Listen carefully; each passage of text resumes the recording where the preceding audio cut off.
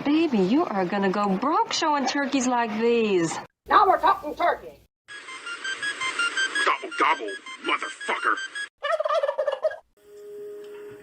To some, it was the fulfillment of a dream. To others, it was an instrument of destruction, a creation that could change the course of history. It was stolen from my factory. Where's the package? What do we tell the president? Tell me exactly why this merchandise is so important to the feds. It's a rocket. A rocket? What? What's the matter? I don't know. There's something under the seat. Oh, my. What do we got here? What are you supposed to do? Is it a bomb or something? No. I wouldn't touch that if I were you. How do I look? Like a hood ornament. Stand clear. What was that?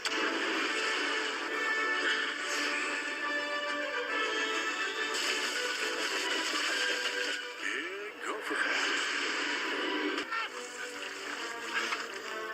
Are you trying to kill yourself? I like it. Uh-oh, we got company. You steer on push. Well, what? I'm on Rocket Eddie. Not next week, not tomorrow. Now. Keep your eyes open for this dame. Jenny's in trouble. They're working for a Nazi agent. With an army you could treat these, you could rule the world. Cliff. You touch one hair on her head, I swear I'll... Shoot him! We've got the girl. The rocket will come to us. I love her peeve. Does she know that?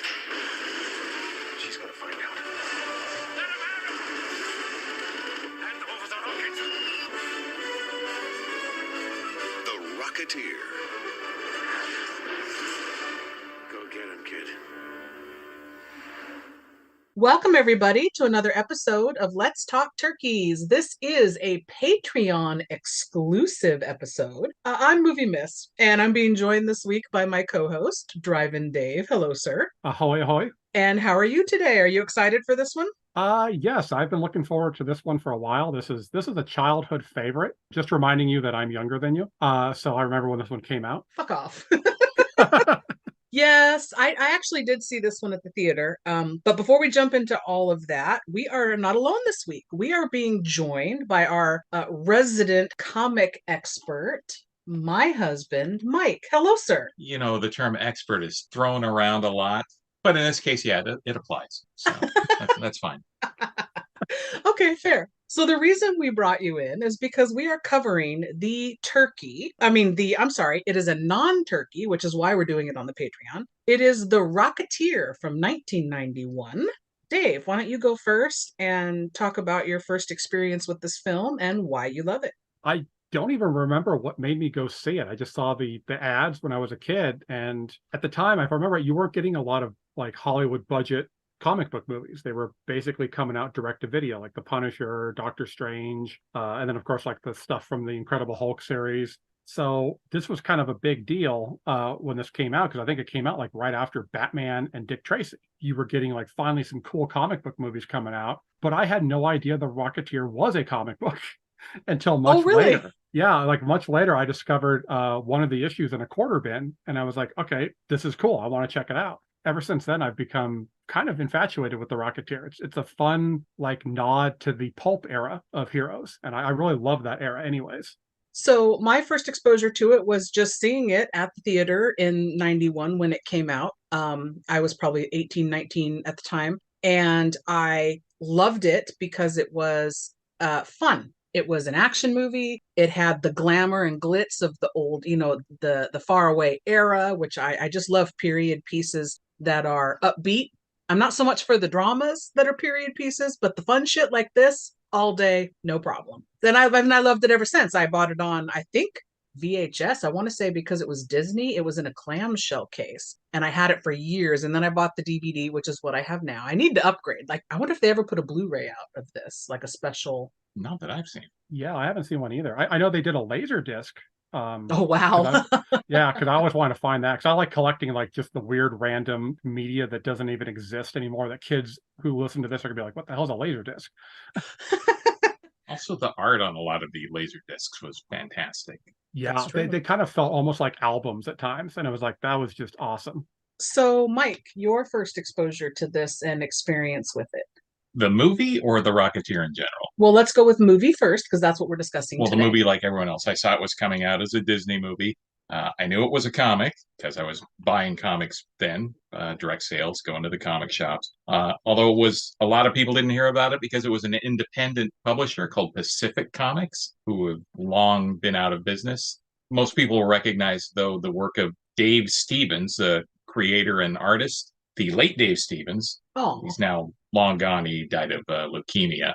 But his art is highly collectible, so I hope you still have the comic you got from the quarter bin because it's probably worth at least 50 times what you paid for it. Oh yeah, I made sure to keep it because that was my first exposure to Dave Stevens. I hadn't even heard of him until then, and he's a lot like the guy who created Cadillacs and Dinosaurs. I think it was Mark Schultz. I think is who that was. Right. But it was kind of like them, of like great artists that I just he actually influenced some of my art style, but I could never replicate what he did. But I was a huge fan. Yeah, very, very few people could. I mean, he was before guys like Adam Hughes or Michael Turner. He was one of those guys just known for drawing the most beautiful women in comics. And you can see Yes. that especially by his infatuation with Betty Page. Yeah, that was one of the things that bothers me in this movie was I love Jennifer Connelly, but she does not look like what Cliff's girlfriend looks like in the comic. I'm like, I just don't see the comparison in beauty. I'm sorry, Miss Connelly, but I just don't see it. I will say that is the best that she has ever looked. Jennifer Connelly? Yes, by far. So Yeah. let me jump back to what you were saying though. You said your first exposure to this was because of the comics, so you knew what the movie was when it came out because you had seen the comics. So were you excited to see it? Did you go to the theater? Like Dave, I was excited to see any superhero movie come out. So the Rocketeer and then a little bit later Blade, I was super hyped to go see those. Okay. All right. So The Rocketeer is rated PG. Of course, it's a Disney flick. Clocks in at an hour 49, which I will say flies by for the most part. It's a pretty breezy watch because there's so much going on all the time. It is not a turkey. It's 67% critics and 65 audience on Rotten Tomato.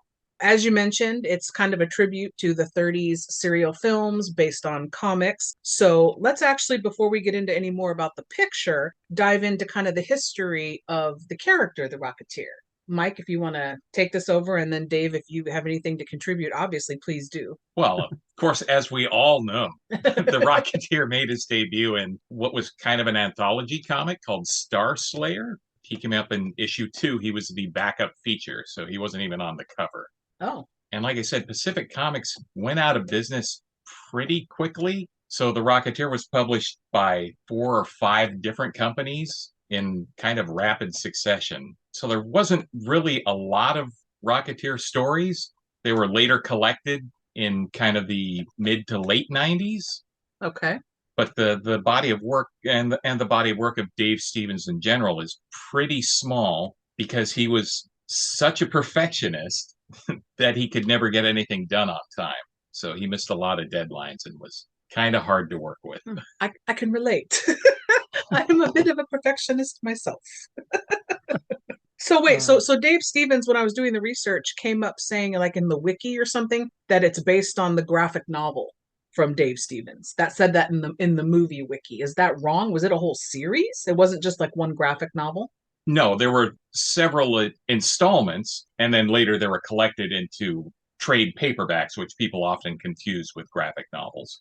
Okay. Graphic novels are normally original material that's just printed in one big volume, where trade paperbacks are the collected individual comics slapped together in one larger volume. Okay. So Dave, how are you with the comics history of Rocketeer? You just had the one copy that you found? Were you reading the whole series, or how was that?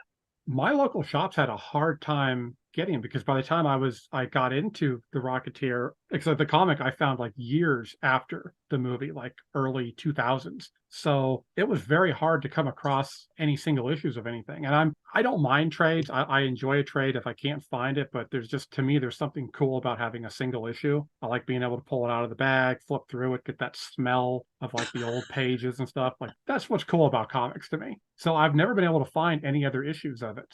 I've desperately looked for it because I want to collect as much as I can of it. It's like The Crow, where it's like I want the single issues. The trade is fine, but I want those like original kitchen sink issues of it. And actually, I was going to ask, I kind of recall, didn't Kitchen Sink at one time get the Rocketeer? Was that one of the publishers that had gotten it? I don't believe so. I think after Pacific, he did some work for Comic Co, and I think they published a few, and then it kind of went to Dark Horse and some other independents, but I don't believe Kitchen Sink was one of them. All right, so for the movie, let's jump back to that. We have directed by, oh, there is a little history tidbit I found. Steve Miner of Friday the 13th fame had bought the film rights from Stevens in 1983 because he was interested in doing an adaptation of The Rocketeer, but nothing came of it. Time ran out, so the rights reverted back to Stevens, so he was able to resell them later. It's the best kind of deal when someone pays you money for the rights and doesn't do anything, and then you just get them back.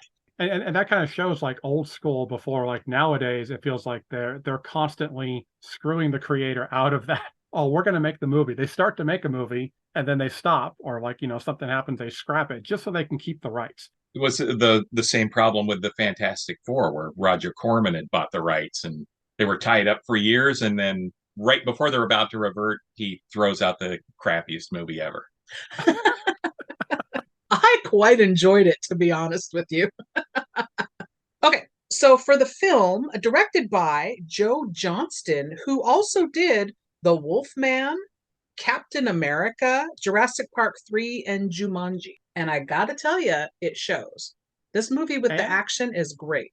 So Rocketeer, written by Danny Bilson, who did mostly TV and video games, and Paul DeMeo, same situation, based on the Dave Stevens material. They were granted a budget of 35 to 40 million, and it only did a box office of 46.7, so not a success for the studio, unfortunately. They were not happy with how everything went because the production, the schedule, the filming went 50 days over, and it took 5 months to film. But they did do the Griffith Observatory shots in California at the actual observatory.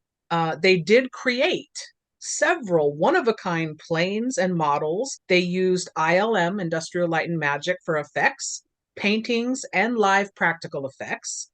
They even spent $400,000 on the Zeppelin explosion. So it shows. This movie's visually, it's a lot of fun. So Zeppelin Explosion, one of my favorite cover bands. This movie was an award winner at the Saturn Awards from the Academy of Sci-Fi, Fantasy, and Horror for Best Costumes. I can see that. This movie, again, visually, a lot of fun. Not really sci-fi costumes outside of the Rocketeer's helmet. Okay, the cast. We have to talk about the cast real quick. So normally I just rattle off top billed cast, but we're going to go through a few of them because this movie is lousy with Turkeyverse connections. There's like a who's who of like people that are just wonderful character actors, and that's all I can say about them. They're great character actors. So for the lead, we have Billy Campbell, we have Jennifer Connelly, we have Alan Arkin, who Turkeyverse connection was in So I Married an Axe Murderer. We have Timothy Dalton, who is the villain in this, and he's very much a Errol Flynn of the 30s and 40s, like type character, very sinister with the little mustache. Like I just love him in this. Turkeyverse connection, Beautician and the Beast, which I covered with Nikki Flicks. We have Paul Sorvino showing up in here. And Dave, that's our connection to The Stuff. He had the right stuff in this movie. We've got Terry O'Quinn. We have Ed Lauter, who plays one of the feds. He was Turkeyverse connection, Girls Just Want to Have Fun, the movie. And then we have Dick Warlock as an FBI agent. That's our Halloween films connection. We have little Chance Michael Corbett as Newspaper Boy, our Turkeyverse connection. He was one of the kids in Pumpkinhead, the small little ragamuffin children with Mayim Bialik, and you didn't know who she was. Did anyone know who she was? We all looked for her. We could never find her. And he was in The Lost Boys, obviously. He's Laddie, so he's in this. A few other fun things. We've got Clint Howard, pops up. He was in Rob Zombie's Halloween, so that's a Turkeyverse connection. But Clint Howard's in almost everything, really. I was gonna say, like the moment I saw him, I kind of felt that comforting sense. Oh, okay, you know this movie's gonna be like weird fun because his face is right there. And then we have our final Turkeyverse connection that I could make is Rick Overton, and he was the asshole deputy in Eight-Legged Freaks, which I covered with friend of the show Shara and Nikki Flicks. So there's a lot of people in this movie that we've seen before. Wasn't Rick Overton in The Burbs as well? No, that's Rick Oh, Rick Dukeman. You're right. Dukeman. Yeah. Okay. IMDb plot. A young pilot stumbles onto a prototype jetpack that allows him to become a high-flying masked hero. Now, Is he really a hero? is he really a hero? Yeah, Or is he he's just like doing heroic things for his girl? The music in this movie, James Horner passed away in 2015, but he got his big break doing music for The Wrath of Khan in 82. Most known for Field of Dreams, Aliens. He won 2 Oscars for Titanic, Avatar. He's big working with Cameron and Ron Howard. I'm sure if you watch movies, you've heard James Horner's music. All right, let's jump into this. Our movie begins with soft music, beautiful James Horner music, and studio title cards over a black screen, and then we get title card, The Rocketeer. We open on an airfield in small town America as credits roll over the movie, which I appreciate. Let's keep it going. We see some men getting a small plane ready for flying. We zoom in and see an older man in what looks like mechanic overalls, coaching and tossing last minute reminders at the much younger gentleman who's going to be the pilot. And the pilot's just going, yeah, to the older guy. So the pilot takes his chewing gum out of his mouth and sticks it on the plane because he's superstitious. This is his like lucky thing to do, which Chekhov's chewing gum, like put a pin in that, right? For later. So the older man says, chewing gum ain't gonna keep your butt up in the air. So as the plane pulls away, the old man grabs the gum off of the plane and tosses it aside. Bad move. Inside the plane, we get to see that the pilot has a black and white photo of his quote unquote Lady Luck, Jenny, and that's Jennifer Connelly. The plane takes off and does a low flyby, and we learn that this old mechanic gentleman's name is Peavy, which his name, you see at one point, I believe, correct me if I'm wrong, on a package or something, and his name is Peabody. Does that ring a bell to either of you? I cannot remember the character's full name. No. I for like many years I thought it was Petey. I didn't know it was Peavy until I had the captions on this time. I was like, I thought the captions screwed up or I had a stroke or something. I was like who the hell names their kid Peavy? I think it's a nickname because I think his last name is Peabody. Anyway, okay, I just wasn't sure if I saw that or not. Maybe Okay. it's Peavy because he's easily annoyed. Now that makes sense because he looks like a grumpy old man. So we get a flash on the screen that this is Los Angeles in 1938 as we see the plane flying over vast open land. And to me, I just went, oh my God, that's so crazy. Like back before LA, the valley was super populated. I love that about these old movies. You just look back at that time of long ago and I yearn for that. You yearn for a time that you didn't even exist. Well, for less people, I guess. It's too people-y now for me. When I see it, I think immediately like I love the old planes. I'm like, I would love to fly one of those. That's just awesome. Have you ever thought about getting your pilot's license? Taking lessons or anything? Honestly, I want to, but when I looked it up, they said with diabetes, it's like you can't really, like I couldn't really fly. I think I have to fly with somebody. And where's the fun in that? So we cut to a police chase and firefight down some dirt roads. We see a case inside of one of the cars labeled authorized personnel only. The car in front has a dude with a gun who's popped out of the back hatch of the car, like with a machine gun. What is that? It's called a rumble seat, A rumble seat. or sometimes a mother-in-law seat. Stick mom in the back. It's like, well, it's raining out. Well, too bad. It's already named after her. It's like legit a seat that people would sit in for driving. I thought it was like a trunk space or something. Nope, it was actually an extra seat. It was a feature in a lot of cars before 1940. Okay. That's a great idea. I mean, like mother-in-law, annoying kids, just, like whatever it is that you don't want to deal with. So the car in front is black and white. So obviously that's going to be the cop car, who they drive off the road out of the chase. So the other two cars detour off the road as the plane flies overhead. The plane gets shot at because he's getting too close to this machine gun fight, and he's losing, is it oil? Yes, you can see oil spilling out over the front of the plane. It causes him to lose control of the plane. So we learn that the two men in the car are making chase are feds, federal agents, because one of them says Hoover will be pissed that they're damaging the car. The feds car gets run in between two trees and gets stuck as the other car rolls into the airplane hangar to get away from them. Then we see the man jump out and swap out whatever's in the case he's been carrying with a metal, like very obsolete old looking vacuum cleaner, which is really cool, like a old tank with a long hose on it. Yeah, it's pretty cool. And he swaps that out and throws the whatever he was hiding off to the side. We don't see where he hides it. Could also have been the second reference to Hoover.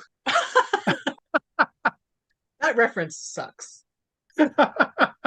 So You want me to do the rim shot this time? So the feds car pulls up and follows as the plane crash lands nearby.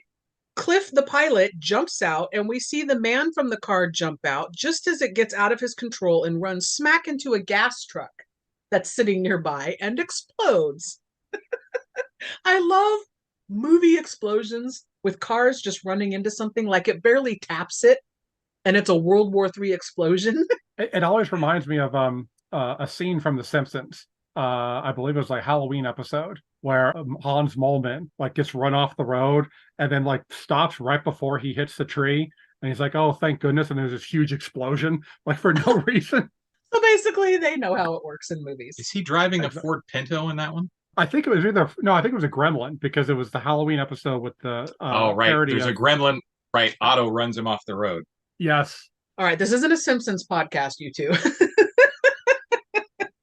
Give us time. It will be. Any podcast can be a Simpsons podcast. Exactly. So the feds get confronted by Peavy and Cliff, who say that they make a living with that plane that you just caused us to lose, and they want to get reimbursed. And a federal agent says, "Why don't you get a real job?" And I'm like, what? They have a real job, aren't they? Like crop dusters or flying lessons or something like legit with their plane? Certainly crop dusting, because they reference it later, and they have the air show. Yeah, so I'm like, fuck you, bro. So I was really happy that Cliff fucking punches him. Why is he gonna be a dick? It's the 30s. Cops were all dicks in the 30s. So the feds go to the injured man from the car chase and they ask him, "Where's the package?" He says it got blown to hell. Haha, go get it.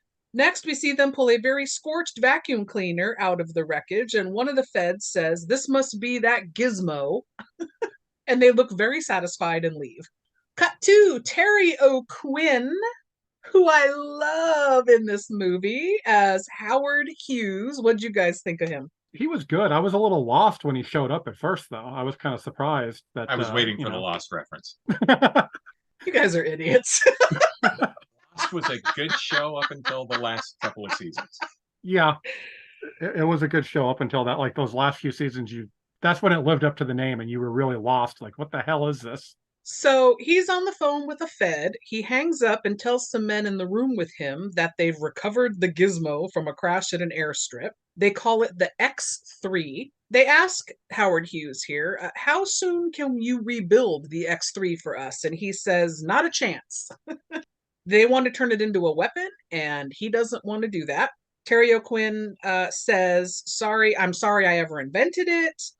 Men were killed when I was testing it. Like, we're not doing it. And he tosses all of his paperwork into the fire. And he says, "I don't work for you, for the government. So tell the president I'm done. Too bad." I was like, that's ballsy. So if it wasn't going to be a weapon, what exactly was he going to use it for? I couldn't see this as a personal conveyance. I mean, like maybe for like chimney sweeping, it could work for that. Deeds could use it to rescue cats from high-rise apartment buildings. Small package Exactly. delivery. Small package delivery. Early drones, but manned by humans, yeah.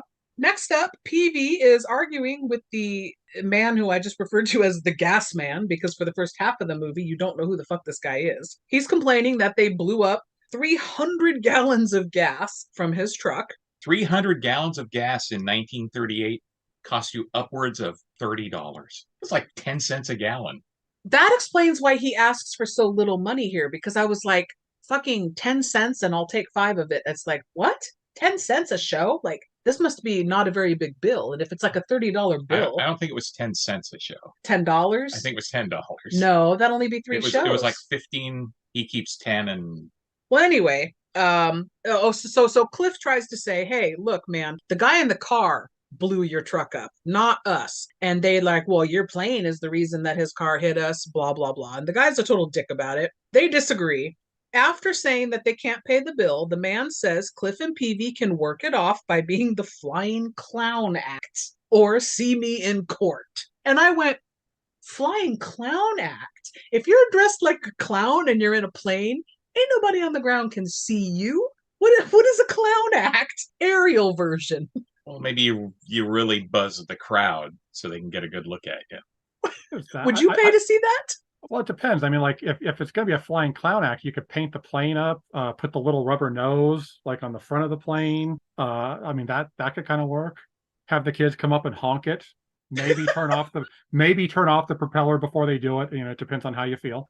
So the man leaves as Peavy and Cliff argue about the condition of the plane that they have left because it's on its last leg, apparently. Cliff climbs in and sits on something hard, hops up, pulls it out, and it is a large metal object. He puts it on the table, and Cliff thinks this looks like a bomb. I mean, I guess I see that.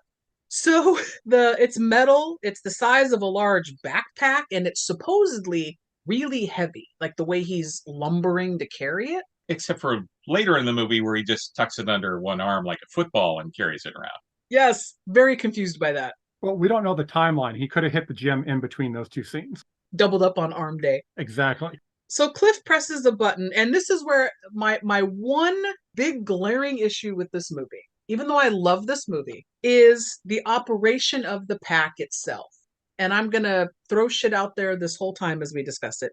This scene, he pushes the button and it just takes off flying by itself really fast, zips around the room, and then crash lands in the office. Now, why, after what we know now from watching the movie later in the movie, it's very powerful and busts through walls. Why did it stay in this little barn situation and just go up and bounce off the ceiling and stop in the office? That doesn't track. It was so powerful, it would have fucking kept going. So I was like, really? Was it more powerful than a locomotive?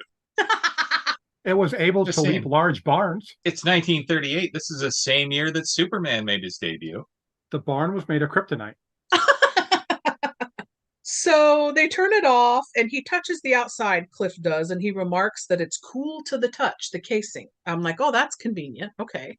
They would adapt this technology later for toasters. Are you being sarcastic? Yes and no. Toasters get fucking hot. Have you never had a cool touch toaster? No, I made the mistake of touching ours the other day when it was cooling off and it was still hot. All right. So PV sniffs around and he goes, hey, this runs on alcohol. And I'm like, alcohol? Like literal, like booze or like rubbing alcohol? I'm going to assume like some kind of high test alcohol. Yeah. See, I don't know what that is. I couldn't tell you. I thought it ran on vodka. I was like, oh, it's just like Uncle Charlie.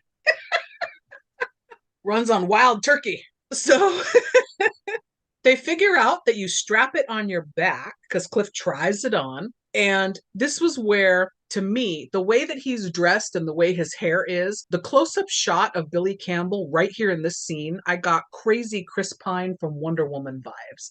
I was like, oh, he looks like Steve Trevor. Yeah. Also a pilot. Right? That's what I'm saying. I got kind of similar vibes there. I would have, but his eyes were not as piercingly blue as Chris Pine's. You know, I'm as straight as they come, but oh my God, I can get lost in that man's eyes. Also, I couldn't help but notice how tall Billy Campbell is. I had to look it up. He's like 6'3". He'd be pretty cramped in those planes. Pilots are usually smaller guys. Like horse jockey Yeah. size. Okay. That's another reason I won't be a pilot then. Cut to Lucky Lindy's flight school at night. Peavy and Cliff cut down and steal a statue of the man Lindy, I guess, from out front. Charles Lindbergh. That's my question to you guys. Is this supposed to be Charles Lindbergh, like a joke on him, like, haha, he would have a flight school? Because I looked him up, and in 1932 was the incident with the Lindbergh baby kidnapping and murder. He eventually left from the public eye because he didn't like all the attention from the baby scandal and stuff. So he went to Europe in 1939 from all the hysteria surrounding the murder and the kidnapping. So I thought has to just be a nod to his likeness and name for fun, because in real life he didn't do this. I'm sure it was just an unlicensed school, so they just borrowed his image. He's not around to dispute it. What did you think? Did you even make that connection, Dave, watching this? I didn't even make that connection because the Lindbergh thing never really attracted my attention. You know, I didn't follow that case very closely. I wasn't around that time. I don't know if you were or not, if you got to see it and as it was happening in real time. I get it. You're young. All right.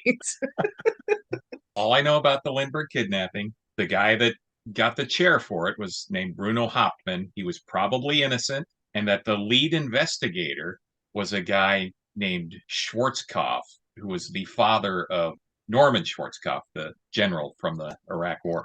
No way. Damn. And that concludes our history lesson for today on Let's Talk Turkeys.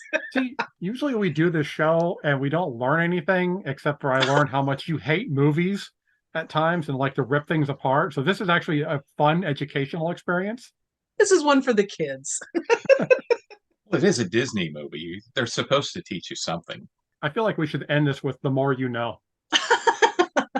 You have the rainbow sound effect? No. So now we are introduced to actor Neville Sinclair, and this is Timothy Dalton.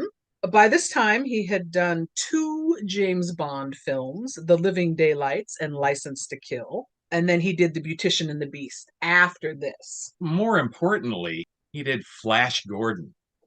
Why is that more importantly? Because it's better than those movies. It's better than Bond movies? I think so.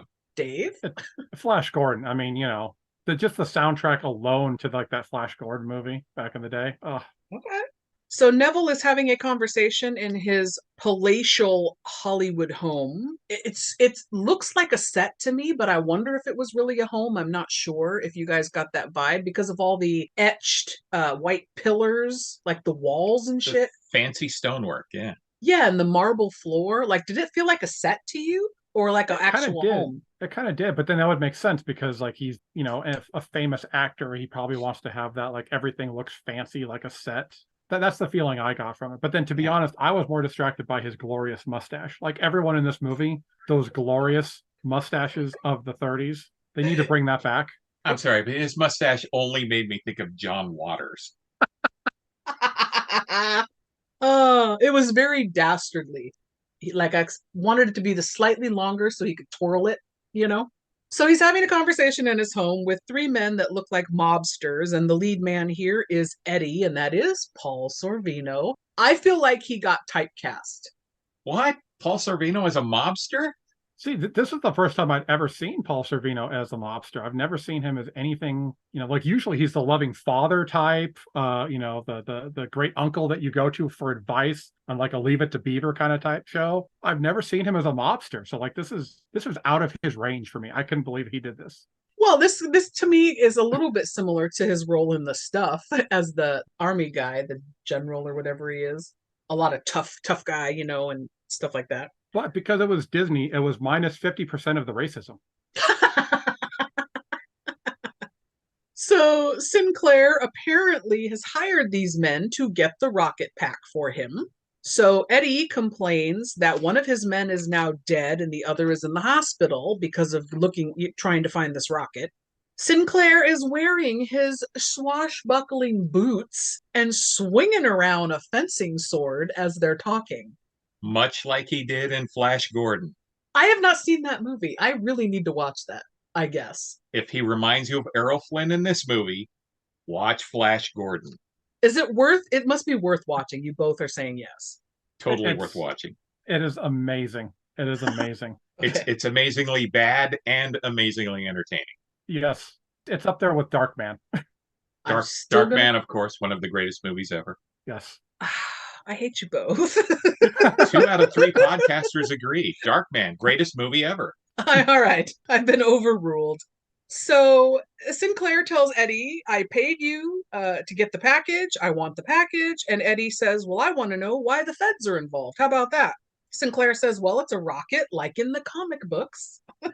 I was like, oh, that's a fun thing to say. Okay. Eddie says, after being threatened by a sword to the throat, that he will go get the rocket, but you will give me triple my price. And he leaves. I think actually Sinclair says first, just bring it and I'll double your price. And Eddie said, no, you'll triple my price. Good negotiator.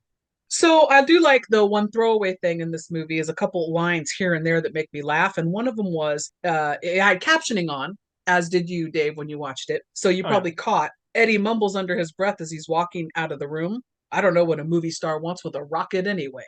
I was like, yeah, why does he want that rocket? For a movie. He's a method actor. So Sinclair calls someone named Lothar and says, I've got a job for you. I was wondering, the Lothar guy, he seems to have him on the payroll. And I wonder, like, how much dirty shit has this guy done for Sinclair? Like, he's just ready to, like, speed dial his ass and be like, I got a job for you. I wonder what kind of, like, crazy shit he's actually done for this guy. That's actually a good thought. And it's a lot better than the thought that I had because I kept thinking like, okay, was that like a typo? Like, did they write the script or did they create the character and like, like, oh, they were supposed to be Luther, but someone screwed up and we're like, no, we'll just leave it. We'll just keep it the way it is. It's already published. Don't worry about it. Yeah, Lothar, who we'll meet and discuss here. And is not from the hills. Cut to Peavy and Cliff doing a test with their rocket by strapping it to the back of that statue that they stole earlier.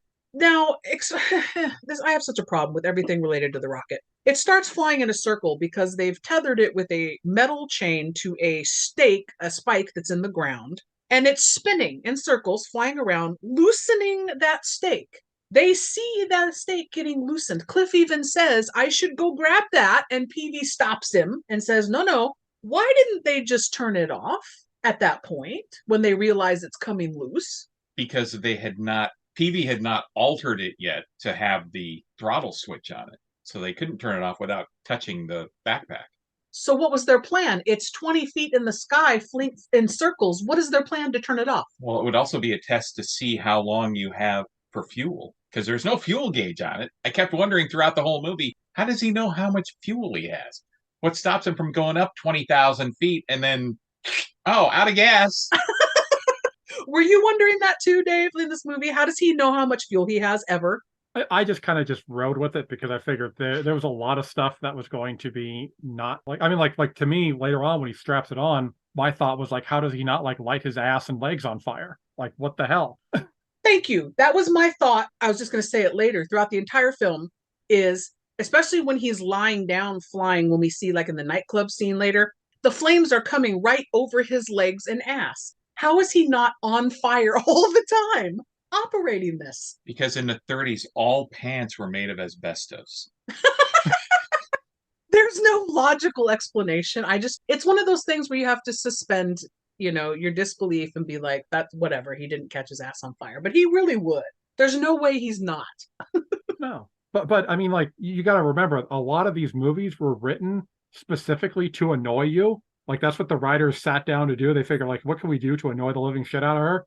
They do a good job at it, I think. I don't think they get the credit. They're like, one day there's going to be a podcast that's going to be super annoyed with all the details. So it decides somehow by itself, it gets loose and it's flying in the sky with the statue. I don't know how it chooses the pattern it chooses, the flight pattern, but it loops around and manages to come back to them in a circle from behind and crash land in the dirt. It drove itself. They weren't directing it. It worked in Christine. You had a vehicle driving itself. So there we go. Rocketeer could drive itself. Cliff thinks they should use this to make money because if this is a show that people would pay to come see. PV says, oh no, it's going back to the feds. We don't need this headache. Cliff says, fine, we'll give it back, but after we make some money with it. Cliff adds, we need to make a helmet also because a chunk of the statue's head is missing. Next, Cliff arrives. Now, this was weird too, you guys. Tell me what you think of this. Were you trying at all? Your brains don't work like mine, so probably not. But I was trying to track the timeline of this movie. This all seems to happen, this part, all in one day and one night, like 24 hours, because now he's going to go on a date with Jenny the same night. And the events going forward seem to happen in like days, mere like 2-3 days. Were you trying at all, either of you, to track the timeline of this movie? No. No. Fuck No. both of you. I then. figured it had to be over several days because there were time for newspaper headlines to come out. And towards the end of the movie, everyone knew who the Rocketeer was. So Cliff arrives that evening at Miss Pye's boarding house. And I always think when I see older movies like this with the boarding house, with the young single women who all live there, getting picked up for their dates and whatnot, why is that not a thing anymore? Because it seems like a very inexpensive way for young people to live independently, but yet still have the safety of a communal environment. Why is that not a thing anymore? I'm just Why did gonna that go- go away? I'll go out on a limb and say it doesn't happen anymore is because you bitches just can't get along with each other. Thank you. Finally, a voice of reason comes in to explain.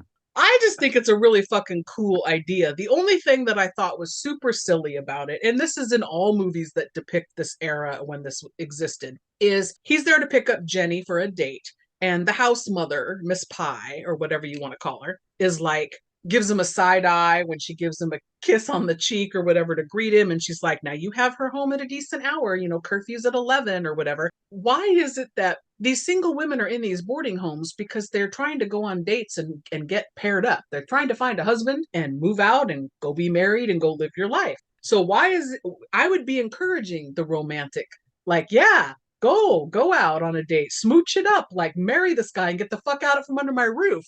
It always seems like a contrast. I think because if you're running the house and you're encouraging your girls to go out on dates, why are you using air quotes? you're probably going to get arrested for pandering. I mean, her first name was probably Madam, so there's that. Remember, this was like 1930s, so it's like sex was illegal back then. Yeah, nobody had sex. It just didn't happen. Yeah. If you look at the old movies and TV shows, it's like, how many of them had separate beds? Like, how did Richie from the Dick Van Dyke Show happen? Because Laura and Rob were never in the same bed together. I think Rob just trips over an ottoman into Laura, and that's where their kid came from. All right, Cliff picks Jenny up. She tells him that she auditioned for a role in the new Neville Sinclair movie because she is an aspiring actress. He says his flight that day went well, but the landing had a few bumps. See, it's the same day that he crashed his fucking plane. They talk about the subject of going to the movies, and he says we better get going because we don't want to miss the new Cagney movie, as in James Cagney. So just for kicks, because I know it's 1938, I looked it up. Let me guess. Angels with dirty faces. Or Boy Meets Girl. No, this is a movie Cliff wanted to see. Angels with dirty faces.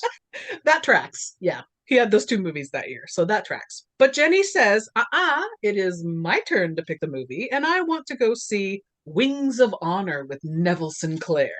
So don't they always say, don't meet your heroes? Like, she gets wildly disappointed when she finds out who the real Neville Sinclair is later. Is this about me meeting Stan Lee and trolling him? No. Oh, okay. But tell that story. Go ahead.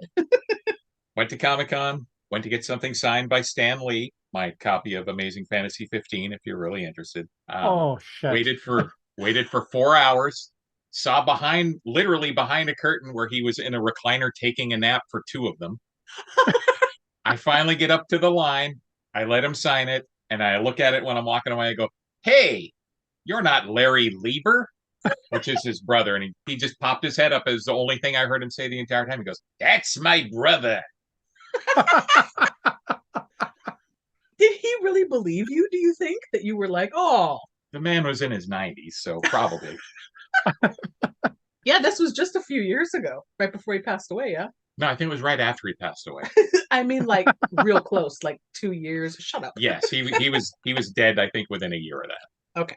At the theater, the pre-movie reels are playing. They were doing it even way back then, but instead of annoying cell phone guy or coming attractions, it's a reel about Nazi troops and some war propaganda stuff, including something about the Luxembourg that is going to be doing its American tour and ending in Los Angeles. And this thing looks like a big fucking blimp. Is this a Zeppelin? It is a Zeppelin, yes. It looks like a blimp. Not a blimp.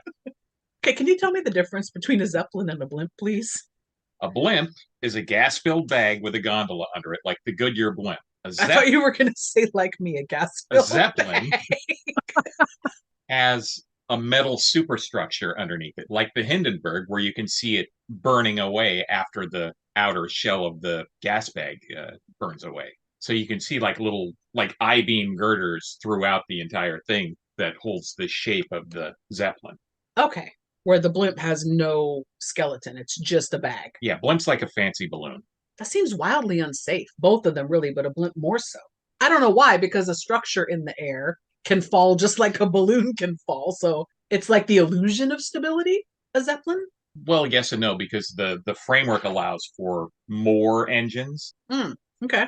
And that's Science Hour here on Let's Talk Turkeys. That was actually fascinating because I love Zeppelins. So learning more about them was exciting. So meanwhile, at the hospital, we see a shadow of a really freaky looking face shape. This dude, big dude, comes in from a window into the room. This is Lothar. And he wants to shake the man down for where he stashed that package earlier. We see the guy's face here, Lothar. Okay, this big thug. I immediately went, hey, that looks like a villain from like Dick Tracy. Like it looks like a big rubber mask. Instantly, my thought was like, this guy looks like Sylvester Stallone got into a fight with a hive of bees and did not come out on the winning side.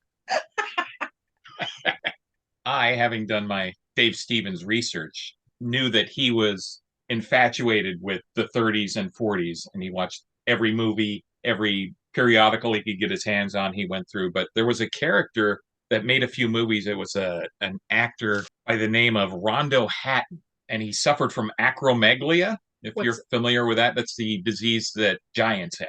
Like Andre the Giant. Yes. So he grew out of proportion, so his face was all deformed, and he actually looked like that. So the makeup was based on his look.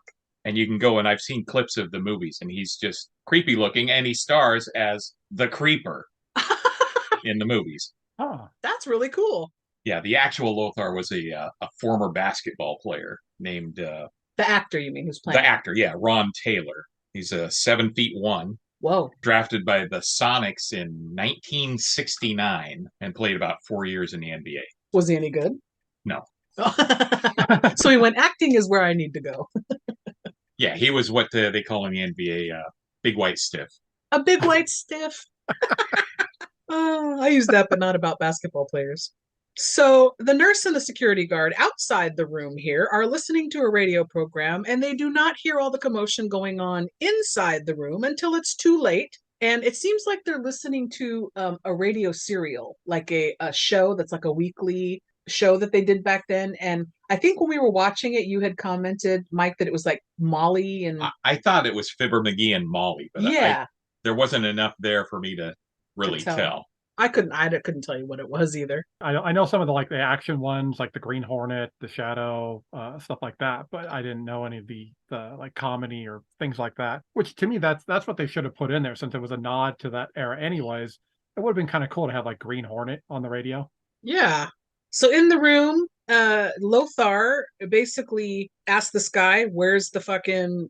Or it doesn't say fucking because it's PG, but where's the package? And in shadow, we see the man gets killed. They break in and they find the guy hanging there, like over the bed, because he had his leg up in a stretcher thing. The guy's like all bent out of shape and just hanging there. So I'm like, I guess because it's PG, they didn't want to show any violence, but it's weird. Like, how did he die? Did he strangle him? Maybe. I assumed he twisted him up like a pretzel, like a dish rag. Yeah, exactly. Just like twist. He wrung him out. Later, at the Bulldog Cafe, which I was really hoping was a real place, but it's not. Oh, damn. That actually would have been cool to I go to. Yeah. Right? I was hoping it was real because you could see in the window that ice cream was 15 cents a pint Oh, and 45 cents a quart. Wow. And they even have this cute, like an actual bulldog outside running up. I was like, oh, I want the place to be full of bulldogs. It was not. Very disappointing. But Jenny and Cliff are there having a little bite to eat after their movie. Again, it's been pitch dark for hours now, and it's still the same night. I'm like, how long is this night going on? So in the cafe, men at the counter, all a bunch of recognizable character actors. A little girl comes over to one of them on the end, Malcolm, and she asks him to fix her toy plane. He talks about what happened at the airfield. Jenny was not aware what had happened and gets very upset with Cliff and storms out. Before Cliff can catch up to her, she hops on a bus and takes off. How there was a bus there ready to go was weird, but okay. And the lady behind the counter's like, go after her, you bonehead, or whatever she calls him. And he runs out holding his sandwich. Like he's not going to leave that sandwich behind. That sandwich probably cost him upwards of a dime. You don't throw money like that away. it's 1938. You don't know when your next meal is going to happen. You hold on to that meal as long as possible. Especially when you're not making good money working at the airfield. In this scene, Jenny mentions to him when they're talking that she would like every once in a while to, this is before she had stormed out, to go somewhere different than the airfield to eat. Can we please go to somewhere nice like the Brown Derby or the South Seas Club? It'd be nice to get out and have a fancy dinner. I don't think she's wrong for wanting that because I'm a girl, I'm a lady, but he's kind of a douche about it. He acts very clueless. What's wrong with eating at the airfield? Mer, mer, mer. It's like, well, your bitch wants to go to a nice dinner once in a while, bro. Like, hello. I don't know. Your guys, you tell me. Was he a little clueless about this, or is it fine? If it was me, I'd have been visiting her on the set, hoping to score craft services. I can't deny that's a smart idea. I'm the kind of guy that likes to go to like the used car lots when they have the hot dogs, and you look at the car and get the free hot dog, and then leave. So I don't blame that. That's a good idea. But I mean, like what is it with women in fancy meals? Like just sitting here, like, bitch, I'm doing the best I can. I'm making like, it's like you want me to go like sell blood and semen to try and get enough money so I can feed you a steak, and I suck on like the free all you can eat salad, and you're stuffing your face with lobster and steak, and I'm like, what the hell? Should be giving you both ideas. Your bitches want steak and lobster, so if you have to sell a pint to make it happen, go do it. All I'm going to say, if I'm donating bodily fluids to feed you, and this goes to any future, that's a different movie. This goes to any future wife or whatever. Like as we're dating, you're eating steak and lobster, you're touching it afterwards. Okay, I don't care what you're touching it afterwards. You're giving it up. The other thing that happened in this scene, which I was a little annoying too, is he makes the mistake. I think it's just being young and dumb of belittling her acting. Like, you don't come to my shows. And she's like, well, because I had an audition. And he's like, yeah, for standing in the background. It's like, oh, bro, please tell me you at least caught that and went, ooh, that's a mistake. I kind of agreed. Acting's not a real job. It was the point of belittling her, something that she's passionate about, that makes her happy, instead of supporting her. I think that was a mistake. Well, maybe she should have been passionate about, I don't know, baking. He could have supported her, and they would have had some pies and cakes. Oh. So Cliff arrives home, and you can see he and Peavy have their names on the mailbox. So I'm like, oh, I guess they live together. They're not related, but they've lived together. Kind of an odd couple situation. He probably had to take in the stray. So Peavy appears to be fashioning a helmet out of, I don't know what that is. I think it's a toaster.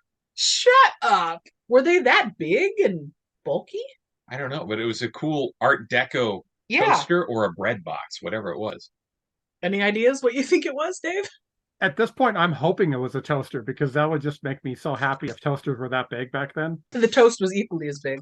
Sliced bread wasn't readily available, so you never knew what width you needed. Oh my God. So Cliff whines to Peavy he cannot figure Jenny out. I can't figure this bitch out. He doesn't say bitch, but you know. Peavy tells Cliff, don't blow this good thing you have going with that girl. And he adds, if it goes south, you will have no one to blame but yourself. Thank you, Peavy, for those words of wisdom. You're not wrong. She's got to take some of the blame. She's too demanding. Okay. Male perspective, that's what I need. So the next morning, Peavy is fast asleep in his easy chair as Cliff comes out and finds the helmet that Peavy stayed up all night making. And the way he picks it up and tosses it as he's looking at it, I'm like, that thing is fucking plastic. Like, there's no way that's the same material. And I wondered, did they make Rocketeer Halloween costumes like that year for Halloween? I don't I remember. think the licensing was wonky on this movie because it didn't do as well as they'd hoped. There was a at least one toy company, I can't remember who, like Toy Biz perhaps, that had the license, and the movie didn't do well, and they didn't produce any toys, and then Disney pulled the license from them. Okay.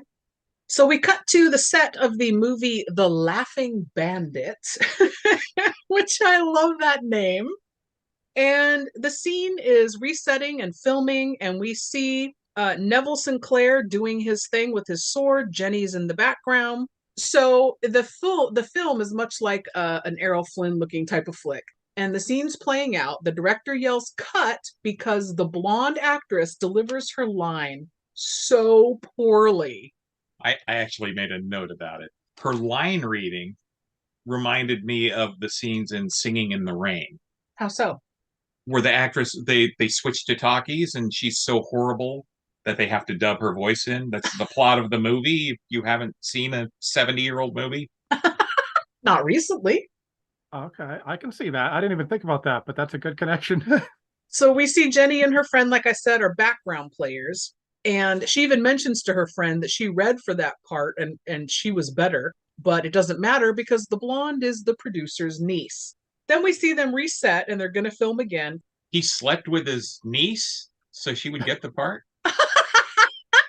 Isn't that how Hollywood works? Ew, no. Hey, it's California. Weird things happen in California. So they reset and they're filming again. Cliff shows up, wanders around looking for Jenny. He leans on a set piece and the wall tips over into the scene. Cliff stupidly asks for Jenny Blake, and the director yells cut, and then Jenny wanders over to Cliff. Bro. He can't get blamed for that. That's the people who built the set. If you didn't tie the set down properly, then that would not have happened. That's not his fault. All right, so after this thing comes crashing down, Neville is fine. He hid under a table. Another actor, however, was accidentally stabbed. So Neville gets real upset and barks orders about getting the injured actor to the hospital. Quick, take my car, have my driver take you, blah, blah, blah. And then he starts yelling at the director about, we had a no visitors on set policy. And Neville says, I want that Jenny banned from the lot. So clearly he's powerful and famous. He's barking orders. I believe he is the third biggest box office attraction in America. He does say that at one point, doesn't he? He's so proud to be number 3. So, well, back then that was probably a lot of clout and money in the 30s to be a number 3 box office star. As long as you weren't a contract player. Ah, yeah. Well, that was the era of the studios, though. So he probably was, right? I don't know. He was a foreigner. So Cliff and Jenny walk around set now, and she looks very upset that that all happened. He says he's so sorry, but he just wanted to patch things up. This is how you decide that you show up at her fucking job in the middle of what's happening? Like, no, bro. Again, craft services. He was going to take her out on a date. Yeah, to the lot. So Neville somehow accidentally overhears Cliff and Jenny talking about finding the rocket pack. A PA comes over and tells Jenny she's been fired, gives her the pink slip, and she leaves. Cliff starts to leave, and Neville tries to follow him, but eventually loses him in the crowd. Right. He just pushes past everyone, shoving people out of his way. You'd think he would have worked in an excuse me, pardon me, need to get somewhere. No. Not a celebrity. I mean, he's like the Kim Kardashian of his time. You know, bitch, get out the way. So then since he loses Cliff, he goes over and finds Jenny, who is in tears, and he wants her to stay on the picture after all. Even wants her to audition for the role of the Saxon princess. I was like, what? Wait, doesn't the blonde have that role already? Like, okay. He invites her to discuss it over dinner with him at the South Seas Club. Ooh, fancy. One of the places she wanted to go. He didn't know that, but that's a good point. So as he's leaving, he's doing that really coy. He's such a fucking great actor because Dalton is playing this role as this foreign spy, we learn later, spoiler alert, being a famous actor in Hollywood to get clout and get position. And then schmoozing on Jenny and acting, trying to fool her into what his motives are. Like he's just all over the place, fucking nailing every turn in this movie. He's so good in this. It's brilliant. He's very meta. He's an actor playing a spy, pretending to be an actor, acting like he wants to get into her pants. That's just Nailed amazing. it. Yeah, and I thought all that because as he's walking away, he's doing the coy, like look over the shoulder and smile back at her to see if she's watching him walk away, that bullshit. Like he's really laying it on thick. Well, if you're a good actor, the camera's always on. If you can pull that off, you are brilliant. I've tried to pull that move several times, and it never gets me anything but a restraining order. You could just act like you never got it. So this is where we get another one of those quick little fun throwaway lines that I was telling you this movie's riddled with. Jenny and her friend are standing there waiting, and you hear a guy, the director maybe, yelling, "Hey, ladies in waiting, we're waiting." And I absolutely love those little stupid throwaways like that. At the airfield now, planes are racing around in circles, and this seems wildly dangerous to me. This air race situation, like there aren't lines in the air like on the road. Like, how do you race these little planes like this and not crash? I have no idea. Talent, skill, practice. Yeah, it's some kind of a race, the nationals or whatever. It's like, or they're getting ready to qualify for the nationals, and I'm like, wow, this is crazy. So we see that this race is being held at the same airfield where Peavy and Cliff have their hangar and they work and they're based out of. The gas guy, as I keep calling him, comes over and he tells the guy who's got the truck, park it away from the runway. We don't want an explosion this time. If I recall, because you keep calling him the gas guy, I don't remember what his name is either, but he's like the short, kind of bald dude. You recognize who that is, correct? No. That's the pawn shop owner from The Crow. Oh, okay. Yeah. Yeah, I knew that every face in this movie was like a character actor or somebody I'd seen in something before. That's what's like so great about this movie, like after the fact, like going back and watching it after all these years of everyone's gone on to do like successful, well, semi-successful pictures. It's kind of cool seeing them like all in this one movie together. So Cliff is late to be the clown at the show as contracted to pay back for the gas explosion. Malcolm overhears the gas man complaining to Peavy that they better get up in the air or you guys are, you're out of here and you're in trouble. And I don't know if Malcolm feels bad, like he owes them something for dropping the bomb on Jenny at the diner and fucking that up for Cliff if he feels bad. I think there's probably more backstory for that guy that was just left out of the movie. He seems like, he was a World War I pilot, obviously, and then kind of fell on hard times after that, and it's just been kind of the joke of the airfield because he never flies or never does anything. Oh, that's a good point. I can see that. 50% backstory and 50% cock blocking. It's like that's the motivation here. It's a bad combination. So we see Eddie and his henchmen are discussing here at the airfield how they've searched everywhere for that rocket and they cannot find it. One guy says, well, I did find this in the plane, and he has that little black and white photo of Jenny. So Eddie tells them, look again for that rocket and keep your eyes out for the dame or the broad, whatever he calls her, whatever the term is. Tomato. Tomato. Cliff rolls up on his motorcycle late as we see Malcolm taking off in the exhibition plane. Malcolm starts to drift down into the race lanes and the planes are swerving to miss him. He's clearly having issues with flying this plane. Whether it was the plane giving him a problem or him having a problem, I wasn't sure. Both, because we knew the plane was a flying wreck as it was. That would make sense. And then like if he hasn't been up in the air in a while, he's probably a little rusty. Ah, good point. Yeah, they do say he hasn't flown since the war, so that would be at least 20 years. Oh, really? Okay. All tracks? And of course, like most pilots, he hasn't had a drink before. I mean, that's like the number one thing before you get in the air. If you as a pilot, you have to have a drink, and then you go up into the air to calm the nerves. So you've flown Northwest a lot. Pretty much, yeah. So the announcer grabs the mic and he's like, "Hey, everybody, this is just part of the show. Nothing to see here. Like, calm down, because everyone's freaking out."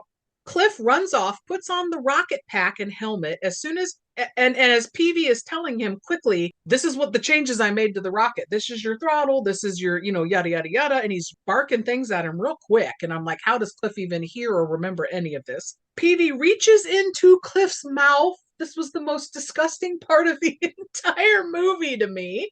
In a movie where a man gets bent in half, he just sticks his fingers in his mouth and grabs his gum and sticks it on the back of the rocket pack for luck. I would point out there are a lot of movies where guys get bent in half and have fingers stuck in their mouths. I'm just saying. There's a whole genre of those. I've never seen any of them, but I hear they're fantastic. Sure you haven't. So Cliff asks, "How do I look?" And Peavy says, "Like a hood ornament." Because the helmet has this long rudder on the back of it, which Peavy explains to Cliff will help you change direction. The rudder, if you turn your head. Again, annoying things with the whole rocket situation in this movie. No, it doesn't work that way, because sometimes he turns his head and doesn't move directions, and sometimes he does turn his head, and the whole thing doesn't make sense. It doesn't work that way if you pay attention. Okay, now when you say it doesn't work that way, is it because like we don't see it in the movie, or because you're pulling out like knowledge, like that PhD that you have in aerodynamics? You're pulling that out, and for a fact scientifically it doesn't work. Now I'm no aeronautics aerospace engineer, aerospace scientist, whatever. And I will admit that's not me. But yeah, this didn't track to me. If you just watch him in the movie, turns his head sometimes, doesn't turn, sometimes he turns and he hasn't moved his head, like bullshit with the rudder shit. Anyway, that's a me thing. So basically this was a damn it, Jim. I'm a podcaster, not an aerodynamics engineer. That was one Correct. Of those moments. Okay. I do know something about the helmet, though. It's that Robert Iger, who was the CEO of Disney at the time, didn't like it. He wanted to go with a straight up astronaut helmet. What? And the director and some other people said, yeah, you kind of take away from the iconic look that we're going for. And then he ended up relenting. Okay, wait. So in the movie, the Rocketeer helmet and the way he looks with the jacket and the whole pants and the whole getup, that is the actual classic? Straight out of the comic, yes.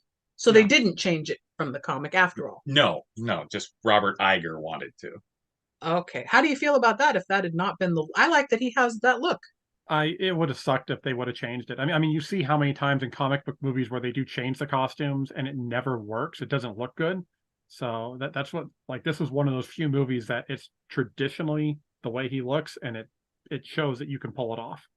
So in this movie, I don't know if it's just because of the DVD I have, and we have the 4K TV now, and so that doesn't translate well, but to me, the CGI in this movie doesn't hold up, unfortunately. However, I've practical shots enough of your George Lucas bashing. Oh, because ILM. The practical effects work for me because we get a close-up shot as Cliff blasts off from a standing position, and that's a practical shot. They have him on wires, and he just shoots straight up, and the pack goes off and everything. It looks great. And then we cut to him zipping around, and it's all CGI, and it looks awful. And it's kind of like, wah-wah. They look dated. I'll give you that. At the time, not horrible. At the time, it was great. To me, it didn't look that bad. It kind of reminded me a little bit of Christopher Reeve and Superman flying. It's like, it's not great compared to today, but like at the time, So he flies over to Malcolm in the plane after zipping past the crowd below. The cameraman, again, throwaway line. It's the old school camera where you have the crank on the one side and he's like filming the air show, and then he starts following the Rocketeer and the one guy goes, "Oh, tell me you're getting this." And he goes, "I'm getting it. I don't know what it is, but I'm getting it." And he's like trying to follow him with this crank camera. It's so funny. So then Cliff pops up into the plane, up from underneath. The helmet magically busts through the exterior of the plane. Power of toaster metal. Never Look, underestimate 30s toasters built to last. So this to me, this whole scene, when it's non-CGI, Great stunt work, great practical effects. This scene works for me. It's so fun because he's trying to get into the plane and help Malcolm. He startles him. He falls off the plane not once, but twice. Stunt work, clearly. Parachute guy, the guy must have had a parachute in the pack because he falls off the plane. Good stuff. I love this scene. I like That's the what part where bothers he you. gets into the plane and then he's scared by the guy's pet snake. What? Sorry, that was an Indiana Jones reference. Yeah.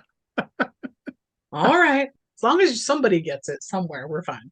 He manages to get Malcolm out of the plane right before it crashes into the gas truck that was parked off the off the strip. Of course, Cliff flies all over, zipping around. After he drops Malcolm off, he goes through people's clotheslines, through an orchard, past a plane in the sky or blimp of some kind carrying passengers. Isn't it the Zeppelin that we see later in the movie? I couldn't tell what it was because it only shows a close up of the people.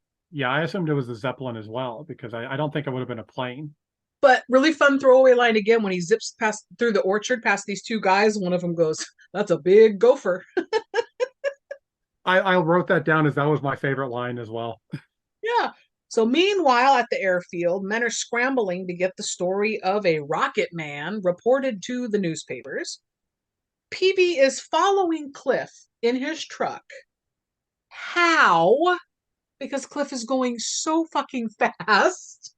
Peavy manages to catch up to him, and Cliff eventually lands in some muddy water. Peavy yells at Cliff, but he makes a good point. He says, "We don't know how much fuel you have in the tank." What are you doing? My question was, yes, how do you gauge other than just turn it on and let it run and time it, how long it takes for it to run out? How else can you tell? By the weight of the pack on your back? That could work. I was going to say when you're up in the air and you run out of gas, then you know you're out of gas. Gravity will let you know. PVC's cars headed their way, and he says, "We can't let anybody see who we are." Cliff says, "Yeah, they can't know we are the ones with this pack." So he tells PV, "Hop in, put it in neutral," and he grabs on the back of the truck, turns on the rocket, and off they go. Again, rocket problem. My question is, how is he not setting everything around him on fire? Because there's wood, the truck has wood, a back sitting on it. And also, how can the truck handle going that fast? I mean, I know it's in neutral, but wouldn't something break? This is like an old little rickety truck. Because like the toasters, 1930s trucks built to last. I mean, think of how many of them you see on the road still. I guess. I got nothing. Okay. I mean, it's one of those things where you kind of got to eventually let it go because we are watching a movie with a man that has a rocket pack and is flying around. Yeah. So at some point, I have to let shit go. yeah, you're just going to have to kind of, immerse yourself into the wonder of this movie. So Eddie and his gang hop out of the car, and Eddie gets mad when he sees that they're gone. Back at the airfield, the newspaper guys are hounding the owner of the airfield. That's who the gas guy is. Apparently, he owns this airfield. It's all his thing, his property. And they want to know about the guy with the rocket. So they come up with a name to call him the Rocketeer because he looks out the window and sees an ad for Pioneer Petroleum. And he's like, "How about the Rocketeer?" I thought that's a stretch, but okay. They did kind of miss out on a great opportunity if they could have called him the Rocket Man, and then you could have, Elton John, doing the soundtrack here, and it would have been brilliant. What would you have called him? Exploding guy? That sounds like a porn to me. That doesn't sound like a Disney movie. We all know about your fascination with Randy North at this point. Oh, wow. Okay. The next day, newspaper headlines are all about the Rocketeer. Cliff is very happy about it. Women are swooning over it. Neville Sinclair is pissed off by it, and we see him pull off his wig. How are women swooning over the Rocketeer? He's wearing a helmet. Because they're like, "I wish he would save me," shit like that. Damsel in distress bullshit. Bitches be crazy. Yep. That seems to be the answer for a lot of things, actually. So we see the burnt up vacuum at Howard Hughes's place, and he says, "Now, thank God, this particular vacuum won't fall into the wrong hands." I thought that was pretty funny. The FBI guys are not amused. We cut to them showing up at the airfield. They're at the boss's office there, and they find that it is ransacked, and they find him dead, lying on the floor, apparently folded in half because all we see is his head and his foot. It's by his head. Folded in half backwards. Yeah. Not like bend over and touch your toes folded in half, but the other way. Lothar, right? Yes. Yeah. So they see an imprint on an address pad that reads 1635 Palm Terrace. And we fade to Lothar holding the piece of paper with that address on it. It's night. He's at Peavy's home. Peavy and Cliff. That's their address. Cliff arrives home just as Lothar and Peavy are about to tussle. Peavy gets tossed across the room. Cliff gets bashed up into the ceiling not once, but twice with no helmet on. I call bullshit that he's perfectly fine. What is the ceiling made out of? Maybe it was just a false ceiling. It was just sheetrock. So you could go through that pretty readily. The FBI shows up outside. Lothar tosses Cliff and then opens fire on the FBI. They fire back. Lothar somehow manages to escape unscathed.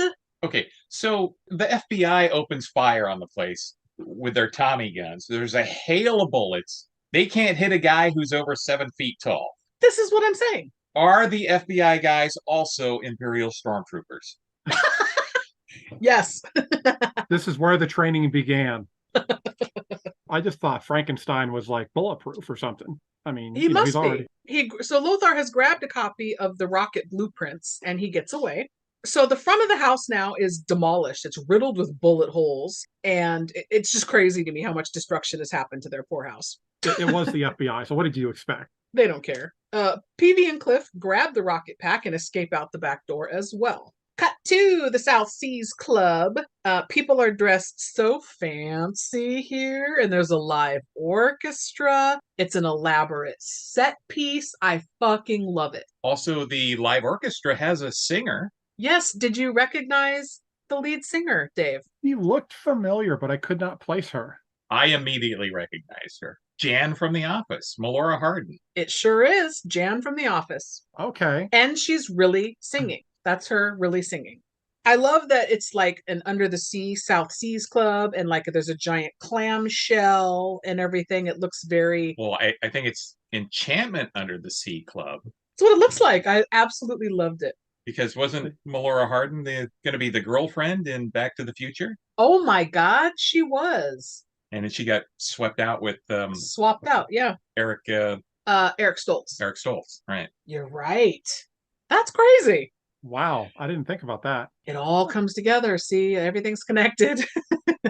I was getting vibes because it kind of reminded me of, like, especially with the whole mafia connection and stuff, I was getting vibes of the Iceberg Lounge from Batman that the Penguin owns. I thought, like, Oh, it's yeah. kind of like that. Mike is nodding his head in agreement with you.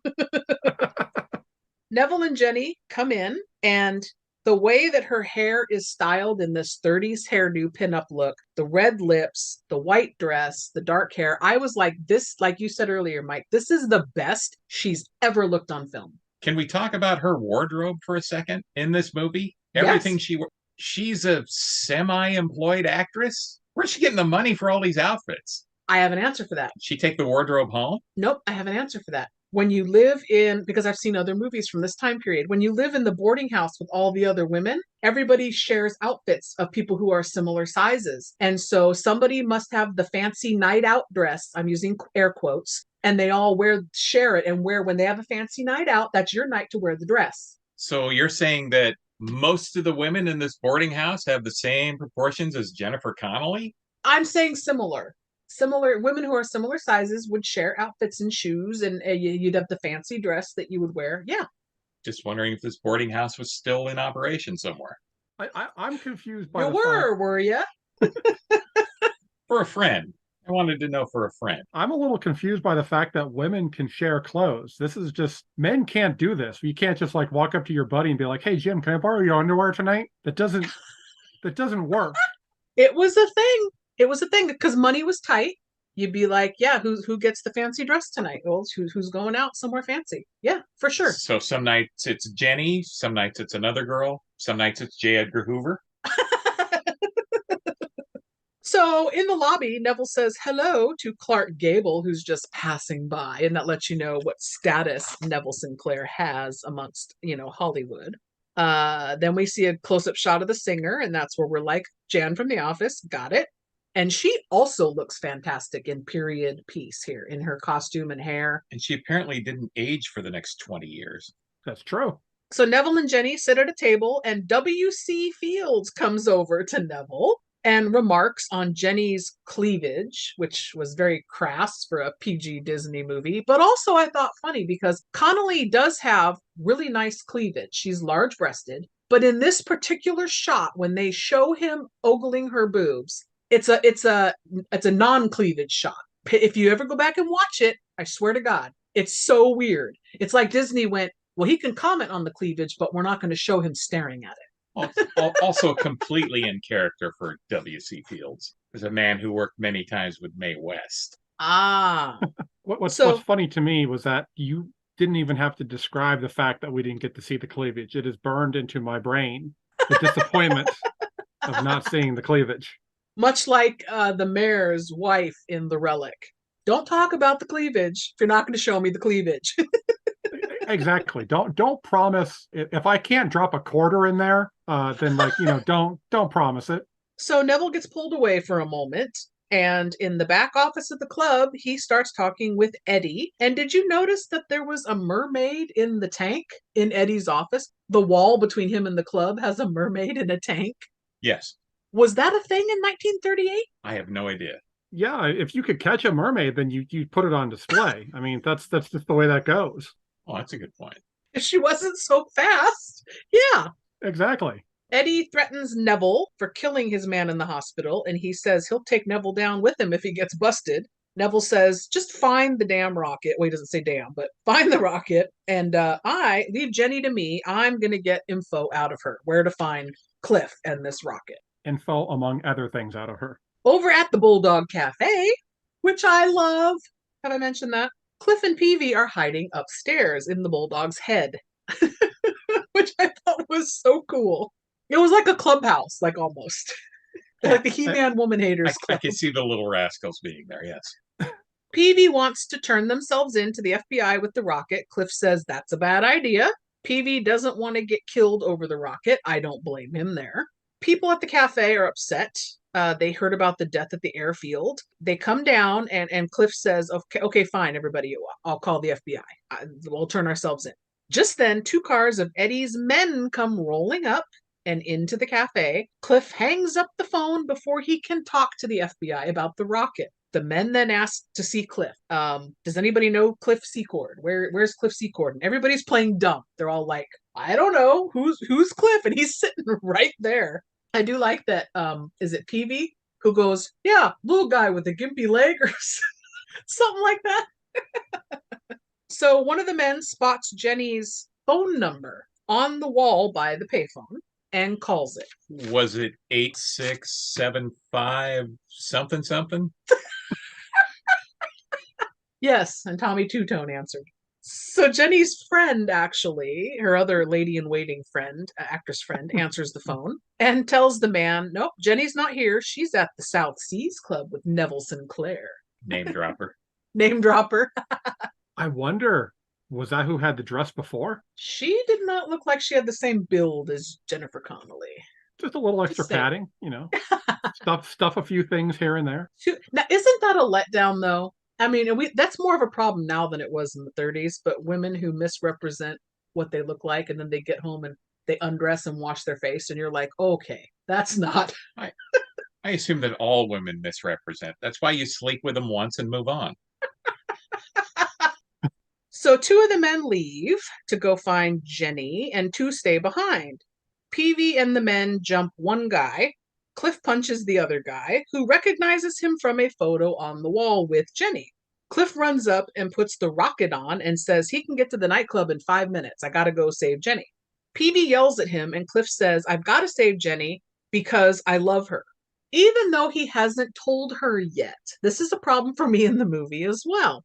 He really cares about this girl and wants to save her, but he tells Peavy, I love her.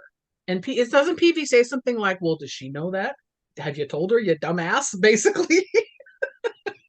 You have to save that until you do something really wrong. Exactly. So he's going to leave PV and he sees that a bullet hole has pierced the rocket. And PV says, hold on. So many questions about this, first of all, but I'm going to just not ask any of them, I suppose, because disbelief. PV just takes that piece of chewing gum that's been stuck on the rocket and he molds it magically pliable to plug the hole, stop the leak. No, movie. No. Because that gum has been on there for how long now? A couple days? And it'd be a hardened chunk. There's no way he's peeling it off unless he's going to suck on it some more to make it pliable. I'm sure there's a deleted scene where he has to re-chew it. That's what I'm saying. That shit was not pliable enough to plug up that hole. My problem was, how is that going to keep the hole plugged? It's not like it's duct tape. I mean, if it was duct tape, it'd be a lot more believable. So Cliff takes off as a man with a gun enters the room with Peavy. Then we cut back to the South Seas Club, where Neville compliments Jenny's face, asks her to dance, even though there's no music. They take to the dance floor and everyone stares at them. And this man is laying it on thick. He is schmoozing her so fucking hard. It's crazy to me. I'm like, yeah, he's a good actor, this Neville, because she's totally falling for it. He is shoveling shit like he works at the circus. But is she falling for it? Because she seems to know every time he puts out a line to try to schmooze her. But not yet. That's later. At this point, she doesn't know what's going on because Cliff hasn't told her yet. So the band takes to the stage and starts to play music, so other people come and start dancing too. Cliff arrives across the street from the club, goes in a back area and hides the rocket in the laundry room, puts on a waiter's jacket and goes out to the club. He sees Neville and Jenny dancing, and then he goes over to their table when they sit. So Neville starts asking Jenny about Cliff with a very smooth line of, at least give me a chance to know the competition. Schmooze. I don't understand how Cliff gets the waiter outfit on over his leather jacket and his job purse. That's the problem you had with this movie. Nothing else. No, just that. To me, that was the easiest one to explain because, you know, even in the 30s, we had fat waiters. So Cliff comes over and drops a note for Jenny to meet him by the big fish into a soup bowl, even though Neville's like, we didn't order anything. And he's like, oh, no, it's compliments of whoever, a fan. A fan sent you soup. Yeah. Commonplace, I guess, because Neville's like, oh, okay. So he asks, where's Cliff now, to Jenny, and Jenny says, oh, he's probably hatching some harebrained scheme. And then she starts to say, he's got an engine now, you know, that you strap to your back. And then Cliff purposely spills a drink so Jenny will shut up. He excuses himself, and then Jenny excuses herself to meet Cliff in the lobby. He confesses to her he is the Rocketeer, and I love that her response is, the what? The who? What? Because Jenny clearly doesn't read the newspaper. She doesn't want to believe him with all his ranting of what's happening about he's the Rocketeer, this has happened, that's happened. He says to her, you have to get out of here because I will go out of my mind if anything happens to you. He tells her to leave, and I'm like, bro, that was your chance to tell her you love her, but you didn't. You used a different line. He knows he's going to screw something up where he's going to need that. So he tells her, go to your mom's house in another city, get out of here because they're looking for you. And we see Eddie's men show up. Jenny goes outside just as Lothar shows up and goes in and bumps into Cliff in the lobby. This fucking guy, not conspicuous whatsoever. Like, you cannot miss this. How does he accidentally bump into this guy? But at least for a giant monster, he's very polite, though. I mean, you got to give him that. He's got manners. Lothar and Eddie's men chase Cliff after Neville points him out. That's him. Go get him. Cliff runs to the laundry room, locks the door, finds his rocket, and goes up a laundry chute and comes out in the women's bathroom. Is that what that was? Yeah, I guess. The women's lounge. Yeah, I had no idea. I assumed they had like a special place for women that they were selling, like in the back market or something like that. Yeah, I'm not really sure what the women's bathroom would look like because the angles on my cameras are always off. They're shot from the floor up, so I don't really know that. I am learning so much about you today. I am too. Now I know whose site I've been visiting. Oh. Creepercameras.com. Yes, that's my husband, folks. So he ends up landing on this like trolley cart situation. And this is where I had the issue with him lying flat while he's zipping out on this cart. I'm like, how is his ass not on fire right now? Lying with the flames. Because it's not a Mexican restaurant. And I beg to differ. There's probably a lot of women that have watched this movie that said, no, girl, his ass is fire. So. Oh my God. So he rolls out into the main dining hall, where then he proceeds to fly around the room calmly and slowly and very intentionally. Did you notice that quick change? He's not zipping around out of control. He's very in control. Because he's learned to use the throttle like PV told him. Really? That fast? Doesn't take much. All right, we'll go with that. Also, Cliff is the worst waiter ever. Why? He puts paper in your soup, he spills crap all over, and then he lights the club on fire.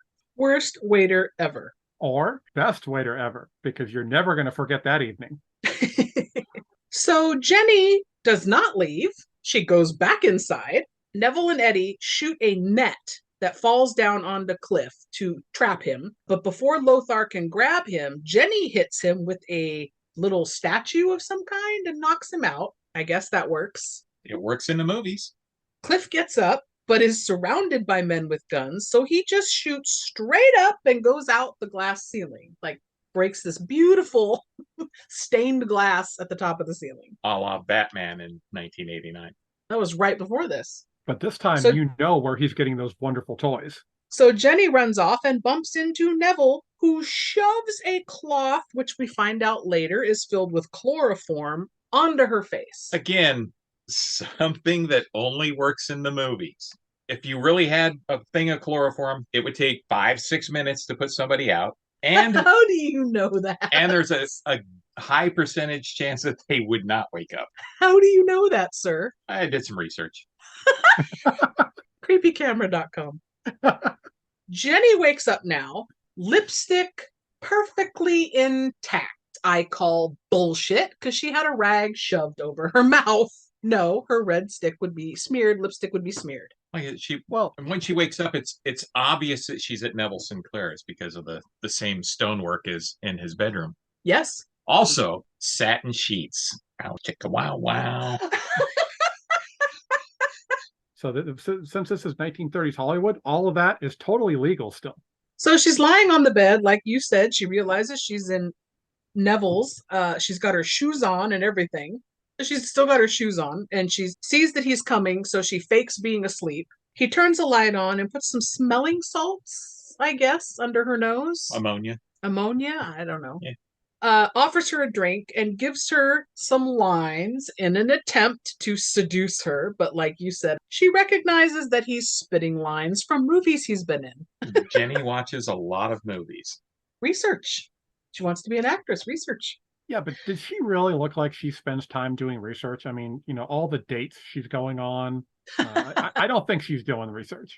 So she also continues now to cock block kisses from him. She's like, nope, you're not gonna kiss me. She winds up smashing him over the head with a vase. If he is an Errol Flynn-like character, he probably has horrible breath. Why do you say that? Because that was the thing with Errol Flynn. What was that, chronic halitosis? Yeah, because he had rotten teeth and horrible breath. Oh my God. Ew. Teeth are a thing for me. That's a problem. I didn't want to know that. Well, okay. The more you know. Did that happen after? If I'm trying to remember the timeline. Was that after he took her to the closet with all those dresses? Okay, yes, yeah. So he takes her to the closet with dresses and he pulls out this like see-through black negligee thing and he's like, "Ooh, you should try this on." Okay, because that is, to me, is the thing of all the things that happened in this movie that was very confusing. So he just happens to have a closet full of dresses. He's a player. They were there when he bought the place. Well, he's probably a player. He probably, hey, put this on. Yeah. So, like I said, she smashes him over the head, knocks him out, and she's so proud of herself for fooling Neville Sinclair.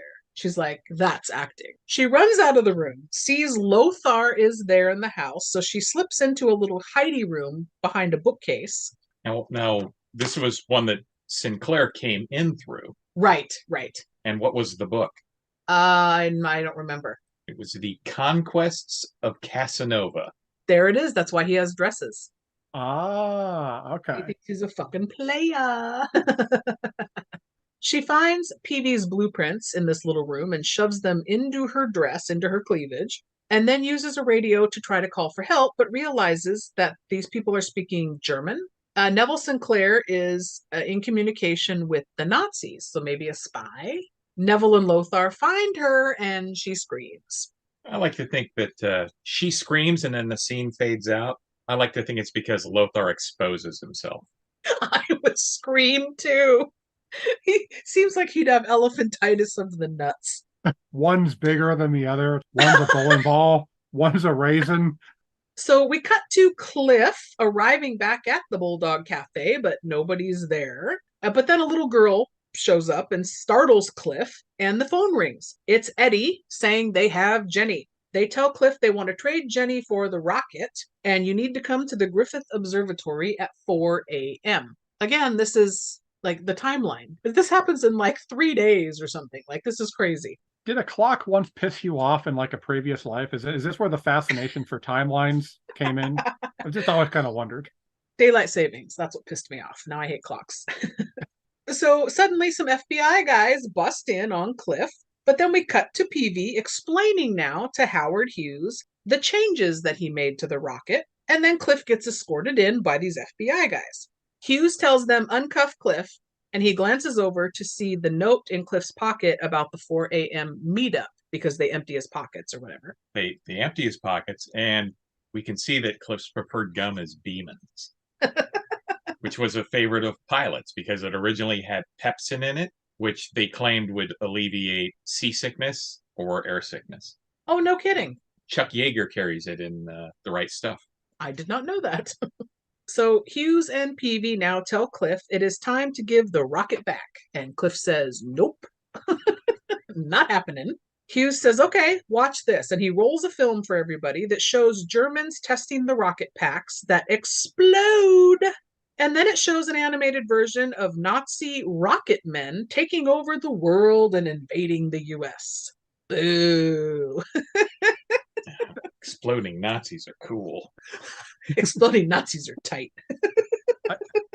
I love the cartoon because I want to see if I'm the only person that kind of caught this. Did it seem like they were trying to replicate the Fletcher style of animation from the old like Superman cartoons?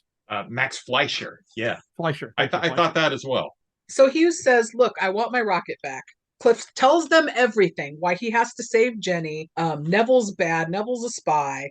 He makes a break for it because they don't believe him. He grabs a hold of this large white, like model plane that's just suspended in the hangar, hanging there. And as it soars out the window and then he lets go and runs away and the plane kind of keeps gliding, you see Howard Hughes go, oh, the son of a bitch will fly, or something like that. Yes. So is that supposed to be the spruce goose? Yes. So I Googled that, and the spruce goose wasn't conceptualized until 1942. So that would have been 4 years after this. And they flew it in 1947. One flight. It went 30 seconds in the air, like 25 feet or something. Yeah. And that's it. It was a rich guy thing. He just wanted to prove he could make a plane out of wood. So that made me laugh, though, that this Howard Hughes wasn't really this character. This, even though he was an aviator, that his character in the movie is supposed to be somebody else. And I was doing the research and didn't write the guy's name down. And the person who invented the spruce goose is also not Howard Hughes, correct? Or is it? It was Hughes' design. Yeah, but the guy who... Okay, well, anyway, I was confused because they threw Howard Hughes in here and then they have the spruce goose thing. And I'm like, wait a minute, this doesn't all track. The timeline doesn't add up with the years. So that was, I mean, it's a movie. And so, you know, whatever. But because we're picking it apart, I'm like, wait a minute. 2 words. Alternate history. All right. So 4 a.m. rolls around. Eddie and his crew, Neville, Lothar, and Jenny, are all waiting outside the observatory when Cliff arrives with his rocket pack. He takes his helmet off and makes his way over to Jenny. Neville tells Cliff, remove the rocket. Cliff says, no, first you let Jenny go. Neville ups the ante by putting a gun to Jenny's head. This is a bit perilous for a PG movie, I will say. Putting the gun to the girl's head. I don't like it. it was the 90s. We were a lot tougher back then. Like this generation today, they're just too pussified to handle things like this. So we were cooler back then. So Cliff asks Eddie, after some quick thinking here, I was like, fuck yes, bro. How do you like working for a Nazi, Eddie? That's so smart.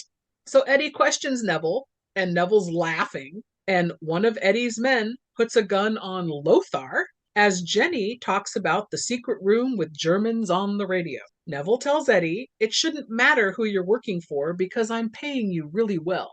Do either of you remember what Eddie's response to that was? Something about I may not do everything legal, but I'm 100% American. Yeah, he says, Okay. I don't make an honest living, but I'm still 100% American. Okay. I also like the line that when the guy puts the gun on Lothar, he's all, "Take it easy, Frankenstein. You ain't bulletproof." Although a scene in the earlier in the movie would say otherwise. But I do like, yeah, that Eddie adds, I don't like working for a 2-bit Nazi. I was like, you go, Eddie. So a more expensive Nazi, like Himmler, maybe? Fucking Himmler. Everyone points guns at Neville, but he just laughs again and starts yelling commands in German. And a shit ton of men, soldiers, I guess, come out of the bushes with a bunch of guns. And Neville says, it's your move, Eddie. These are German soldiers? Is that what's happening here? Yes. The Germans I mean, actually did land some spies pre and during World War II off of submarines, but most of them were pretty quickly captured. Okay. I assume they were Canadians because, like you can hire a Canadian for anything. The Nazis had a lot of support prior to us entering the war. Okay. Well, they realize they're outmanned and outgunned, so Eddie and his men drop their weapons as a large flying balloon, I guess it's a Zeppelin, comes overhead. Lights suddenly go on everywhere, and the FBI yells, drop your weapons. Cliff hits the button on his jetpack and glides across the ground to get away and rolls down a hill. Again, how does he not burn his ass and the grass and everything else? I know how you don't get road rash. Eddie yells, lousy Krauts, let them have it. And then everybody picks up their guns and they all start in a big firefight. Neville grabs Jenny and Lothar goes with them and they head to the roof to get on the Zeppelin. Eddie's men and the FBI are now in this massive firefight on the ground there. And I like that in one shot, Eddie's firing and an FBI guy's next to him firing. They're firing against and then they look at each other like, what? Like we're fighting side by side. Okay. And they go back to shooting at the Germans. During World War II, there was an agreement, more or less, between organized crime and the government because the mob had control of all the docks. So they would let the feds in on it if they knew there was possible spy activity. So they would actually go in because Nazis were bad for their business. Interesting. Wow. This is like the most educational episode we've ever had.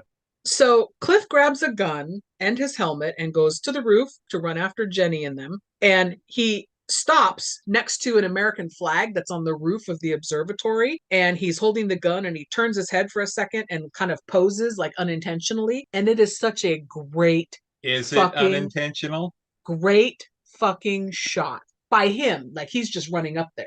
Because that shot is taken straight from the cover of one of Dave Stevens' comic books. Him posing that way next to a flag. That was a cover of like Rocketeer Adventures. I forget which issue. Yeah, it's like one of the most iconic images, I think, for the Rocketeer. That is so cool. I just love the fucking shot. It's a great shot. So the feds all watch now as he flies off after that Zeppelin. And I think it's Eddie or somebody goes, go get him, kid, or something like that. Like, I just love that. Yeah, I'm pretty sure it was Eddie. And I like how the Zeppelin has like a very conspicuous giant swastika in like more than one place on the side of it. As it would. So it's not very covert though, flying over US, territory to have a big swastika. The Hindenburg crashed in New Jersey. That's where it was heading. When it showed up, I was surprised because it was like, this is a big ass fucking blimp. Where did it come from? Like it didn't just, you didn't like just blow it up. You didn't have a guy back there with a bicycle pump just like immediately turning this thing on. So if the FBI would not have known, if Cliff had not said anything, I'm pretty sure they would have figured it out after they see the giant fucking blimp flying across the city. So Cliff lands on the top of this thing and manages to tear a bunch of fabric on the tail fin or whatever We see the pilot commenting on the rudder having a problem and he's struggling to control it, and everybody's yelling in German in that cockpit. Lothar opens a hatch and knocks the gun from Cliff. He straps a belt that's attached to a rope on top as if he's prepared for this scenario. Now, those are there for maintenance workers in case you have to go up there to fix something. Oh, that didn't even occur to me. I was like, he's so prepared for this scenario. It would have been cooler if that would have been the logical answer, because then it's like, oh, okay, so he's not just Frankenstein, he's Batman and Frankenstein. Lothar then pulls out a comically large wrench, which now that you said for repairs, that makes sense. This wrench is obviously to repair giant nuts and bolts on this thing. It's huge. I believe we already discussed Lothar's giant nuts. And they tussle. Cliff flies around with his rocket pack and knocks Lothar off. He swings by that rope and smashes into the cockpit window, sending the pilot out a different window and presumably to his death, because they're pretty high up.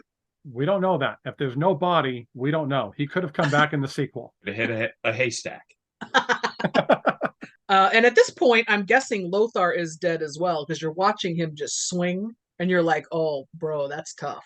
So then a man yells, we need to drop some weight because we're losing altitude. So Neville shoots this German guy who's been barking in his ear from the beginning, and he falls out off the Zeppelin.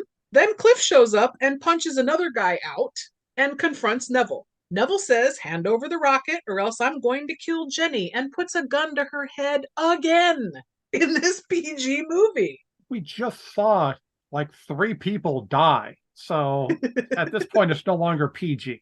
So Jenny says, don't do it. Don't give him the rocket. I don't care.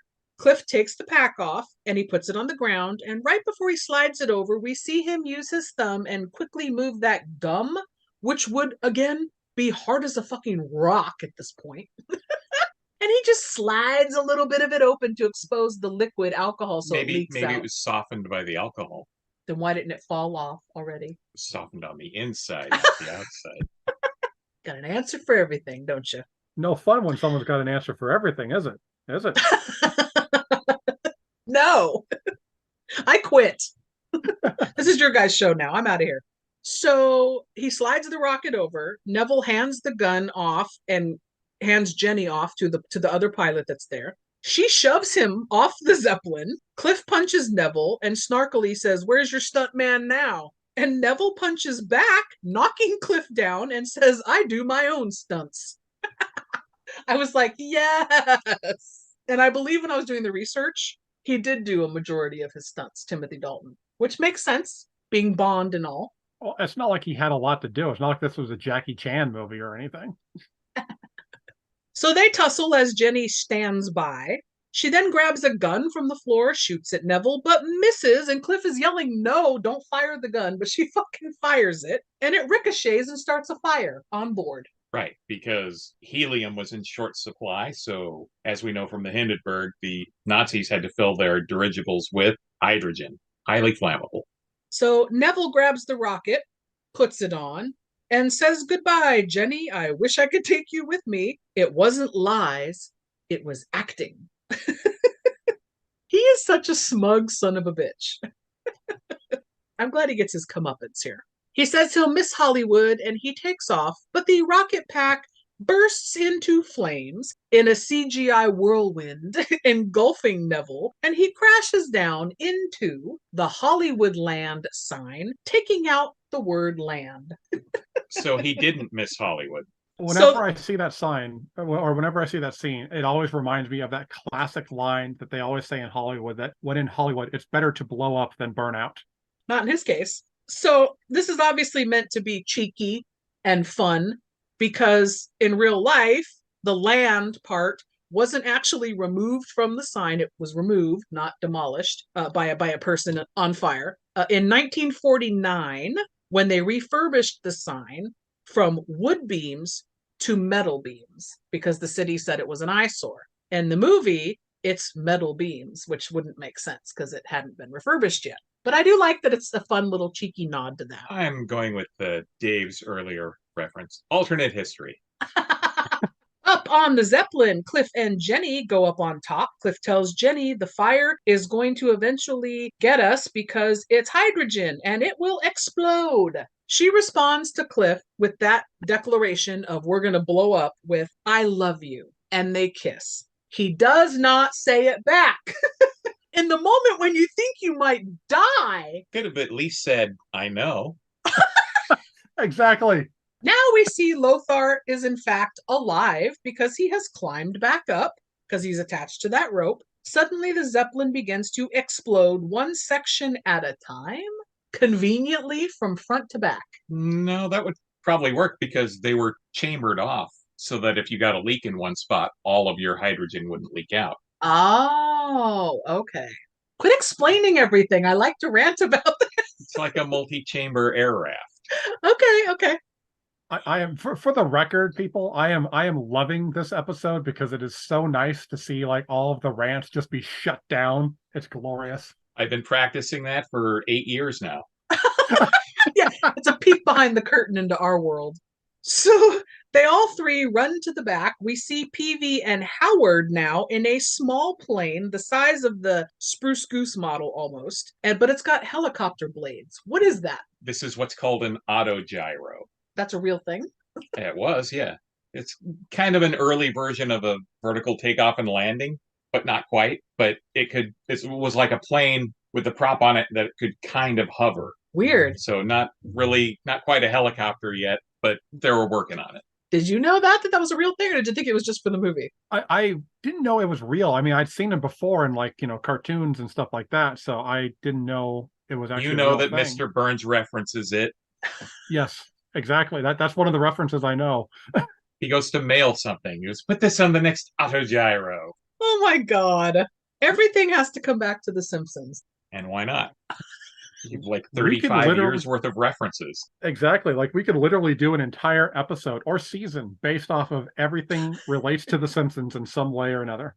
So we see everybody running toward the end of the Zeppelin to get away. They drop a rope ladder down to Cliff and Jenny, who grab hold and get flown to safety. This is a great shot. The CG holds up in this shot for me. I don't know how they managed it, but it looks great. The Zeppelin's totally on fire. It's crashing. We see Lothar gets blown up. Not as gratifying a death as I would have liked. Because he's a bad dude. Like, he's a bad guy. He needed a death that hit home for me. But it's still pretty heart-wrenching. I mean, as I'm watching the whole Zeppelin blow up, I just can't stop thinking, oh, the humanity. But I mean, maybe that's just me. Oh, the humanity. What if he would have fallen from the Zeppelin into the blade of the autogyro? Would that have been better? Again, another Indiana Jones reference there. Had his head taken out by the blades. Now you're thinking like a winner. Hollywood, hire us. So we fade into day now at the Bulldog Cafe, where Peavy reads a newspaper headline about Neville Sinclair's death. He was killed from flaming debris that fell on his touring car. That's how he died. And Peavy's comment, that's a shame. It was a really nice car. Jenny and Cliff are standing there too. He mentions that he's got cracked ribs. Still no I love you from Cliff, even though they've survived this harrowing situation. So everyone's standing outside now when a plane lands. It's Howard Hughes. He gets out and gifts the plane to Cliff, telling him, you should fly it in the Nationals. Howard asks Cliff, he pulls him aside and he says, I've got to know, what was it like strapping that rocket on and flying like a bat out of hell? It's cute, actually. I like that he asks him, like, what was it like? Like, he's itching to know. And Cliff says, it's the closest to heaven he'll ever get. But then he looks over and sees Jenny, and he says, well, maybe not. It's not an I love you, but I'll take it, Cliff. Thank you for that. So only his penis goes to heaven? What? Why are you both laughing? What did I not get? He said it was the closest he'd ever get to heaven, and then he looks at Jenny. He goes, well, maybe. So only his penis goes to heaven. Oh, my God. I'm over here going, oh, at least it's not an I love you, but oh, and your penis. All right, so Hughes says, see you around, Rocketeer, and he tosses him a pack of his favorite gum. Demons. We see Cliff's name is on the side of the plane, listed as the pilot. Jenny comes over to Cliff and hands Peavy the blueprints that she saved in her cleavage for the rocket. Cliff pulls Jenny aside and gets her to say her line from the movie about drink of my lips. And he goes, don't mind if I do. And he kisses her. Still not an I love you. To be fair, has she ever cooked for him? Has she ever done anything like, to kind of like show? He's nodding his head in agreement. You can't see it. So Peavy starts to yammer on about the rocket pack and we'll do this and we'll do that and we'll make this alteration. And he's all excited about it. But Jenny and Cliff don't care. They're making out. We slowly fade up and out and see everybody gathered around the plane. Music swells. We fade to black. Roll credits. The end. And that is The Rocketeer. Yay, Disney. All right, let's jump to 3 questions then, shall we? So, question 1, should they make a sequel or reboot to this? Because there was a sequel in the works for many years and it just never happened. It was going to be called Return of the Rocketeer. It's in IMDb as pre-production status. It's going to surround supposedly Tuskegee Airmen, and it has a predominantly black cast. They do have one person rumored to be a producer and the star to be the Rocketeer, a black gentleman. I'm not familiar with his work. 3 writers are attached, and they're calling it Return of the Rocketeer. Now, I don't know if that's ever going to happen. So my question is to you, should they do a sequel or reboot? And if so, what would you like to see? They should make a sequel, although maybe not a direct one, and have it involve World War II. What year would that be set in then? Well, we entered the war in December of 1941. So you're saying like in the 40s, Yes. a period piece. How would you incorporate the Rocketeer? It wouldn't still be the same guy, right? No, but you could have them actually try to turn it into a weapon. Oh. And just have, like maybe 1 Rocketeer, maybe 2 by the end of the movie, dropping bags of poop on Nazis or something. I like that, actually. I like not incorporating anybody from this first movie characters. I would like more Howard Hughes. Oh, okay. I agree. More Howard Hughes. I kind of like that idea of taking place because you can do this before and like a little bit after this time period, but like too far in the future and it's not going to work because technology gets so advanced that it's like, okay, he's basically Iron Man at this point. So yeah, you kind of have to have that 40s, 50s, 30s kind of era and stuff. So I think World War II would be good. And then you could easily do that with even like start off with someone else is the Rocketeer. First like 20 minutes of the movie, the guy dies, and then it ends up with, you can have somebody else pick it up. You can have like a black actor do it. You can have a woman do it, whatever. And then that becomes the new hero of the film. I kind of like the idea, like you said, both of you, a period piece takes up later. I like thinking no characters come back. Maybe Peavy's new designed model, which he's ranting about at the end of this movie, is the one that has come to fruition and somebody has it and it goes from there. I think that would be fun. I don't think I like the direction they're taking it in, supposedly according to IMDb. And I think it needs to be brought up because we keep talking about, you like a period piece and stuff like that. Isn't technically any movie with a woman considered a period piece? I've made that joke before. It isn't Carrie. That's the ultimate period movie. All right, question 2. Dave, let's go to you first on this one. Okay. If you could recast this film, or just 1 role, 2 roles, whatever, who would you recast and who would you propose to maybe play the role instead? It's hard to picture anybody else playing this role. If you're gonna, do you want like modern actors or do you want do you care about any who would have been at the time, not now, at the time?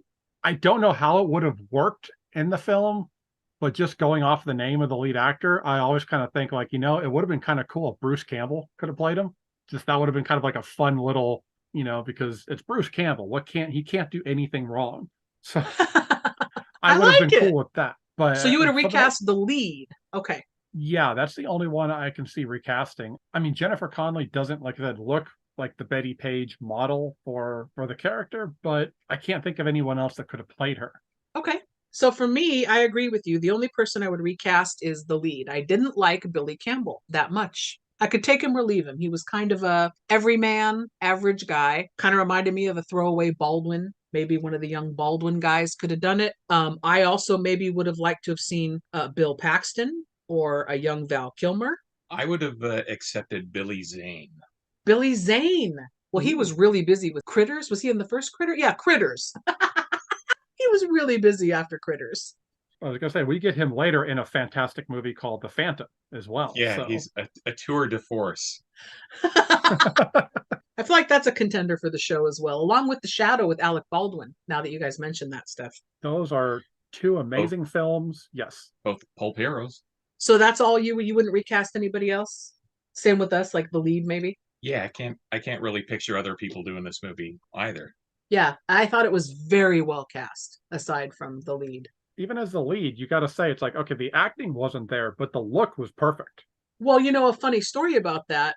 Billy Campbell went with a lot of other actors and did the reads. And then the director and whoever designed the Rocketeer. Dave Stevens. Yeah, Dave Stevens, either him or somebody that knew his art. They were doing the casting, and Campbell looked it all up and researched what the Rocketeer looked like in the comics. And after his first read, when he got called back, he went back with a jacket on and had gotten a haircut to match the kid in the comics. Well, the Rocketeer's look in the comics is Dave Stevens. It's like a self-portrait. That is what he said as well in the interview. Yeah, that he purposely made himself. He goes, I could be his younger brother. They're both on this panel talking and laughing about it. So he's got the look. That's why he got it. I think, like I said, he's a take it or leave it average actor. He's fine. He's serviceable. He's your typical Hollywood pretty boy. Question 3. If you found a rocket pack and you knew you could use it a few times without getting identified or busted, what would you do besides set your ass on fire, obviously? What would you do with it? If you could use it a few times and not get caught, not get identified, what would you do? Super Bowl flyover. That's it? That's all you have? You'd have a few uses. 2 Super Bowl flyovers. Boo. Dave, what would you do? Okay, how many shots do I get at this? Do I get 2, 3? A couple. Yeah, a couple times before you have to, Okay, turn so it in so you don't get identified. Obviously, you gotta go fly by the nude beaches. Fly over the nude beaches. Yeah, that's Which just nude beaches? I mean, you're going to have to go overseas for nude people on the beach that you want to see. that's a good point. That's a good point. Hey, you could get there in 5 minutes. It's a rocket pack. I don't know if I want to go overseas with the rocket because if it halfway through and then I end up in the water and then next thing I'm like reenacting Jaws, that doesn't sound because you can't gauge how much fuel is in it. Exactly. So that would have been my first guess. Would be nude beach, but now flyovers of beaches and Super Bowls. Well, I mean, the fun of the rocket pack is that, okay, you can't do anything to it. It's not like you can rob a bank and get away because they're going to figure it out. So that takes away like the most logical decision. So after that, it's scare the shit out of people. So to me, I was toggling between, do I do something heroic with it? Do I fight crime with it? Do I commit a crime with it? What do I do? You know what I landed on? Personal gain. 100%. Well, the rocket pack does not make you bulletproof. Well, no, but you could swoop in and, save people from cats from fires, what have you. Why would you bother saving a cat from a fire? Oh, did you not see Mr. Deeds? Oh. But yeah, they're the firewood of pets. I thought that was ferrets. For me, I would probably try to do something totally personal gain. Which for you, flying over a nude beach, that's personal gain. You want to see some titties. For you, flying over the Super Bowl, I don't know what you gain from that. It's so fast. That's it, though, huh? So you get to upstage those Blue Angels. All right. Well, that is going to wrap up our discussion on The Rocketeer. If anyone out there is interested in checking this one out, it is currently, at the time of this recording, pay streaming on Amazon Prime and Disney Plus. I want to thank you for joining me today, Dave. I appreciate that you wanted to cover this movie. This was a blast, actually. No problem. This was a lot of fun. Before we go, I do want to thank our sponsor, creepycams.com. Without them, we couldn't do what we do. And to that end, I want to thank our guest, house expert on comic books, Mike, for joining us. Hopefully this was a fun time for you as well. Yes. You act like you're saying that under duress. Well, I'm not on video, so you can't really tell. But blink twice to make sure that, she doesn't have a gun on you at the moment. It's fun, and I'll probably check in at your next comic book movie. All right, sounds good. So thank you everybody for listening. We really appreciate you. And because this is on the Patreon, thank you for subscribing to our Patreon. And until next time, goodbye. I've been meaning to ask you, what was it like strapping that thing to your back and flying like a bat out of hell? It was the closest I'll ever get to heaven, Mr. Hughes. Well, maybe not. Hey listeners, Drive-In Dave here saying we know you have a lot of options when it comes to podcasts, so we want to thank you so much for listening to ours. Please be sure to follow us on all your social media platforms. Join us in the Bad Movie Conversation. We're on Facebook with a Let's Talk Turkeys page, as well as a discussion group where you can chat with other people who also love bad movies. We're also on Instagram at Let's Talk Turkeys, all one word. Plus, we're on Twitter with the handle at Gobble Podcast. That's GOBBLEPODCAST. And of course, you can always email us direct at Let's Talk Turkeys, all one word, at yahoo.com. You're still here? It's over. Go home. Go.